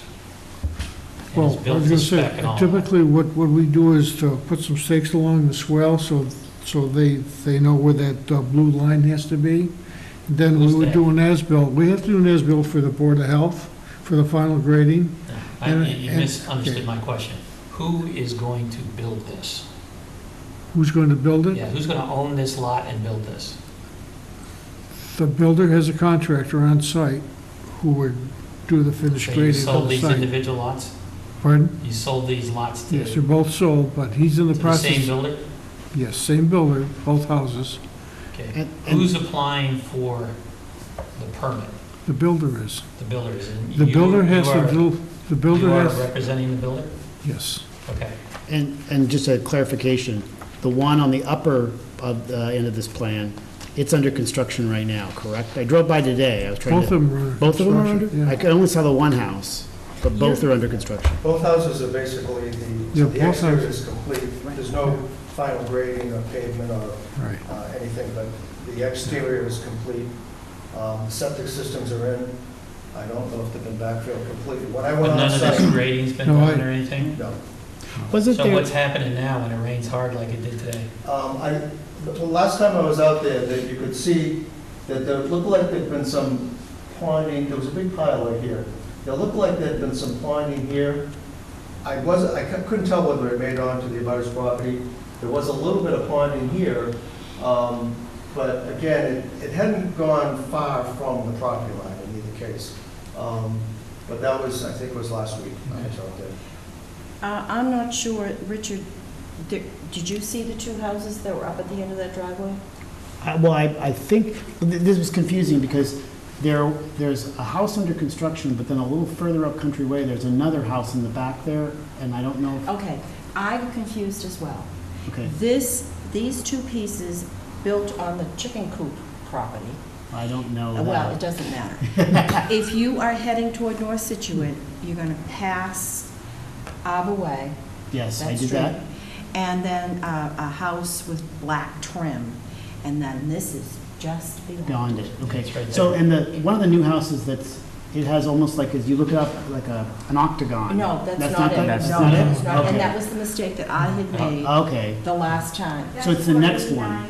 Right, it all gets a little bit weird. Okay. And I even drove out and back onto, is that Aberdeen or Arbor Way? Yeah, I did too. Yeah. And Aberdeen. You go to Aberdeen, then that goes to the Cushing School, right? Right. Yeah. So this was on you take a right, and I could see the back of these houses. And the thing is, the houses on, is that Arbor Way? Aberdeen, whatever. Aberdeen, yeah. What, that neighborhood. They're up higher than the houses below them. Yes. So, and everything sort of flows downhill. Down. But I went out and took a look at it. Okay. I will tell you that once it's all finished, it will look far better than what was there. Now, wasn't there a comment that I read, and I apologize, I was trying to find it, that, I can't remember if it was Laura or maybe it was you that said that the driveway was higher than it was originally? That was me, and I was confused, thinking that it was for whatever it is. So that is my mistake, and I apologize. Yeah, the driveways have not been installed. The infiltration system that's proposed right here to handle this portion, the driveway portion of the runoff has not been installed. The roof drywall systems, they haven't been installed, have they? No. No. So, basically, the houses and the grading and the septic is there right now. Okay. And there's nobody moved into, there's no I occupancy don't think the permit, interiors are close to it. because we're not going to issue an occupancy permit until the stormwater stuff gets done too. No. Okay. All right. Do we have a motion? What do we need We to do? scratch something out. What's that? We're just a matter of just accepting this drawing? Why don't you take a stab and then we'll modify it as necessary. Okay. I move that the proposed revisions to the finished grading as shown on the proposed conditions watershed plan by Ross Engineering, revised date July 13th, 2017, will work in the proposed conditions of the completed project. Water is not allowed to leave the site during construction, and temporary swales and siltation sumps shall be constructed as necessary to keep flow on site. Stockpiles shall be relocated as necessary to achieve this. That sounds pretty good. Should we, the only thing I think, is this, who's the actual proponent? Is it the builder? Yeah, the builder is, Paul Sherry. Paul Sherry. Paul Sherry. Okay, so this is his permit. This right? is his permit, Okay. yes. He applied for the stormwater. Okay. I'm thinking we ought to put a note on there that says, any violation of the stormwater, of discharge to the abutting properties is subject to fines. And it's the responsibility of Paul Sharon. Yeah, it's the responsibility of this particular applicant, right? Yes. Yeah. Yes? Mr. Chairman, just so you know, we had submitted a proposal to do some inspections. We had a pre-construction meeting we checked the erosion control initially. I think it was in May. It was quite a while ago. And then we didn't hear anything, so I don't know whether they haven't been notifying the planning board of progress or what the situation is, but the next thing we heard as far as this project was when we saw this plan. So I don't know what the inspection process may be. I think there was one either thought about or whether for some reason no one got notified that these should occur.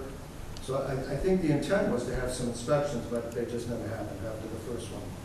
What we've been finding is that we write the typical that you need for staking and erosion control, rough grading, swales, infiltration systems.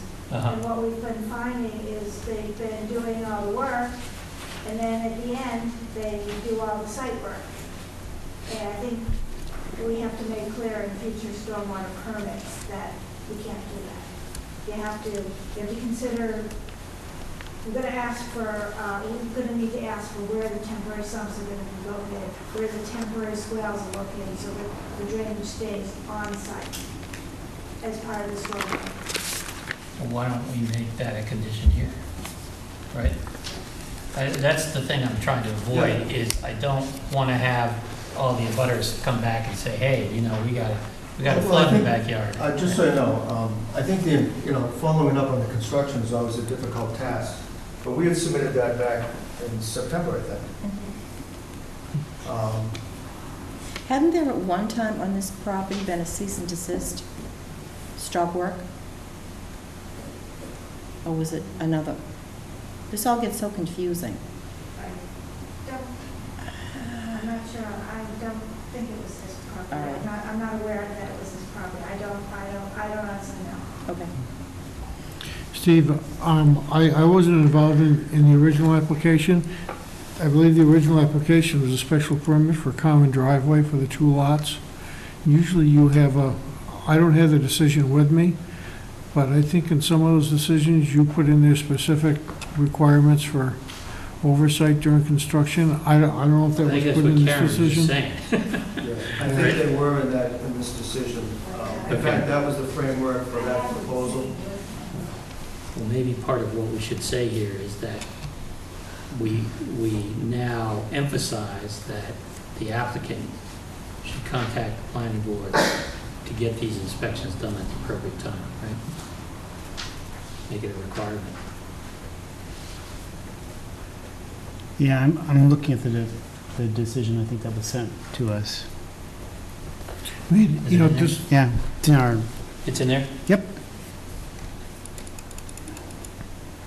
Okay. This was if I look at the top here, it says, Who was it to? Shamrock Realty Nominee Trust, John Dow, trustee, April, there's the original owner. yeah. It says, this was April 2nd, 2015 But, at so 5. the successors have to live by this, right? Yes, successors own these conditions, yes. Yeah. But this was as Paul says, common driveway special permit, 529, 530 Way, Country Way. Decision approved with conditions. Because they actually have to do additional soil testing at the location of the recharge system and roof dry wells. I have to look to see if that's done. So, And then- in terms of what we're doing here now, the only thing we want to do is make sure that this particular builder does what we ask them to do. Right, so it's laid out in that document. Construction, the common driveway. As per the special permit then, right? Well, yeah, it says the common driveway is owned by the homeowners. It should not be maintained by the town. Is that what you're referring to? Like No. this, no? No, I'm not talking about It ownership. says, inspections will be required for staking of the limits of the drainage basins and roadways prior to clearing and grubbing, grading of the drainage basements, placement and compaction of the gravel subbase, placement of base binder, and placement of top course. None of that's been done. But the road hasn't been built. Road hasn't been built. Right. So we have the opportunity to do all this. Right, Okay. but they went ahead and built the houses first before they did the road. Mhm. And so the site, that has to be taken into account, and I think the motion takes that into account. Yeah. Yeah. So they built the houses, they have to ensure that at this point through construction, through completion of the common driveway, that they adhere to the no discharge, right? And that they conform to the requirements of the inspection requirements in the special permit. I think that's, I don't know if you got any or all of that, but Sure, I can take a stab at that. Okay. In addition. Just read the amended part. Okay, the amendment to the motion would state that the planning board requires that inspections and procedures as outlaid in the special permit be conducted at appropriate times during the construction process, with all results being communicated to the planning department. Furthermore, any stormwater found to be discharged to abutting properties prior to the final engineering sign-off and issuance of occupancy permits shall result in violation and fines. Is subject to fine. Is subject to Doesn't- fine, okay. Subject to fine, right? Yeah. That's better than what we started with. Steve, are you gonna reference this plan in your decision? This is in addition to. We did that already Oh, you in the did? first part. Yeah. Yeah. Proposed conditions watershed plan by Ross Engineering, revised dated July 13, 2017. Yeah. So do we have a second as amended? Second is amended. All those in favor? Aye. Okay. Okay, thank you. Do you want some hard copies of the latest plan? We printed it at 5 Yeah, o'clock. Okay. It's like I can't read it. I'm sure I signed it. Well, I'm trying to think, Lynn, who's this? That's Bob Green. Well, Bob Vogel. Yeah. And the second one up, it looks, anyway, whatever. It's green. Accounting. Oh, green, okay. Okay, we have any accounting that needs to be done? They need some writing lessons, cursive writing. I can read yours just fine. I get good marks for you. Why? It's bigger, it's brighter. It has no It's not sound as- system. The AC system isn't working so well. What? The AC isn't working as well. I can go over Here? if Yeah. that can make sense. All right. It's very muggy in here. Accounting. Oh, good night. Good night. Okay, you got accounting? Yep. I move to approve the following requisitions signed under the Municipal Modernization Act. $520 to Merrill Corporation for engineering peer review for Lot 3 Dreamwald Common Driveway Special Permit. $188.22 to WB Mason for office supplies. $77 to Plymouth County Registry of Deeds for recording of planning board signatures. $2,027.17 to K&E Construction as a refund for the stormwater bond for 46 Tilden Road. $341.70 to Gatehouse Media, Massachusetts for legal ads in the Situate Mariner for 20 Deer Common, 33 Barker Road, and 15 10th Avenue accessory dwellings. $550.70 to Amory Engineers for construction inspections for 13 Ford Place. $910 to Merrill Corporation for construction inspections for 105 Hadley Road, and $520 to Merrill Corporation for engineering review for 4 Union Street. I second All that those in motion. favor? Aye. Aye. Okay. Minutes? We got a few minutes? 20 seconds. Just a few minutes. No, I said, I think it's 6:22. There's one or two of them, right? Just one? There's 2. Two, yeah. Move to approve the minutes of Situate Planning Board meeting conducted on May 25th, 2017. Second. All those in favor? Aye. Aye. Were you there? I wasn't part of that, so I'm not Okay. voting. Okay, I was there. 22nd one I missed. Only the others absent was Richard Taylor. Okay. I think you were present. Okay. That was the 25th, I was not present. May Yeah. 25th, correct. Move to approve the minutes of Situate Planning Board meeting conducted June 22nd, 2017. Second. Second. All those in favor? Aye. I don't think I was there at that one, was You were, I wasn't. I? I am done with Yeah. Okay. Oh, okay, that's the one I missed one. Right, I was Okay. done with Boy, Okay. that was a pretty awesome one, too. Okay, liaison reports?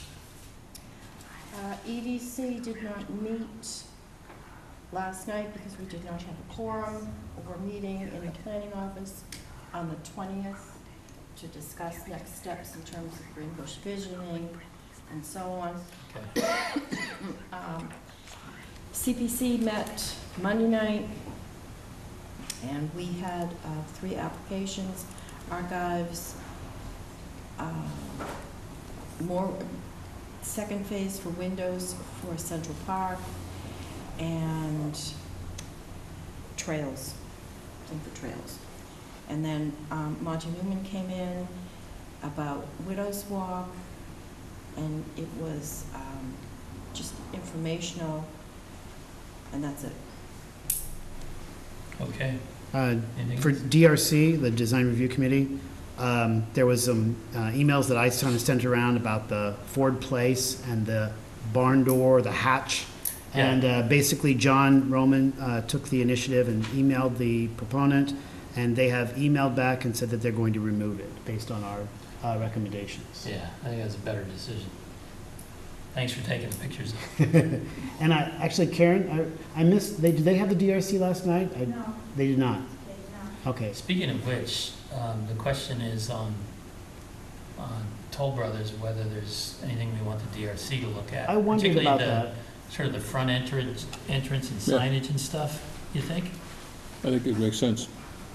So we might want to, send a package back to them to get their input, right? And we're not going to be able to kind of redesign the whole thing, right? But it seems like we should get their input. Right now, the only plans that you have are site plans, Right. so. Well, we do have the elevation plan of the front entry, right? So we could send that to them, but if, you know what I mean? I'm really thinking about sort of the look and feel of the look along Hadley Road, I guess is my thought, my initial thought.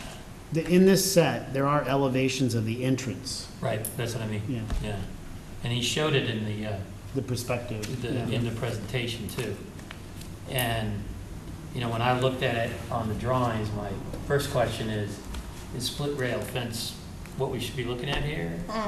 Should we be looking at stone walls or, other things that are maybe more consistent with what's along Hadley Road? I don't know. Okay. I like the little faux lighthouses. Yeah, that was kind of cool. Yeah. You got that from the school. They don't have a pole.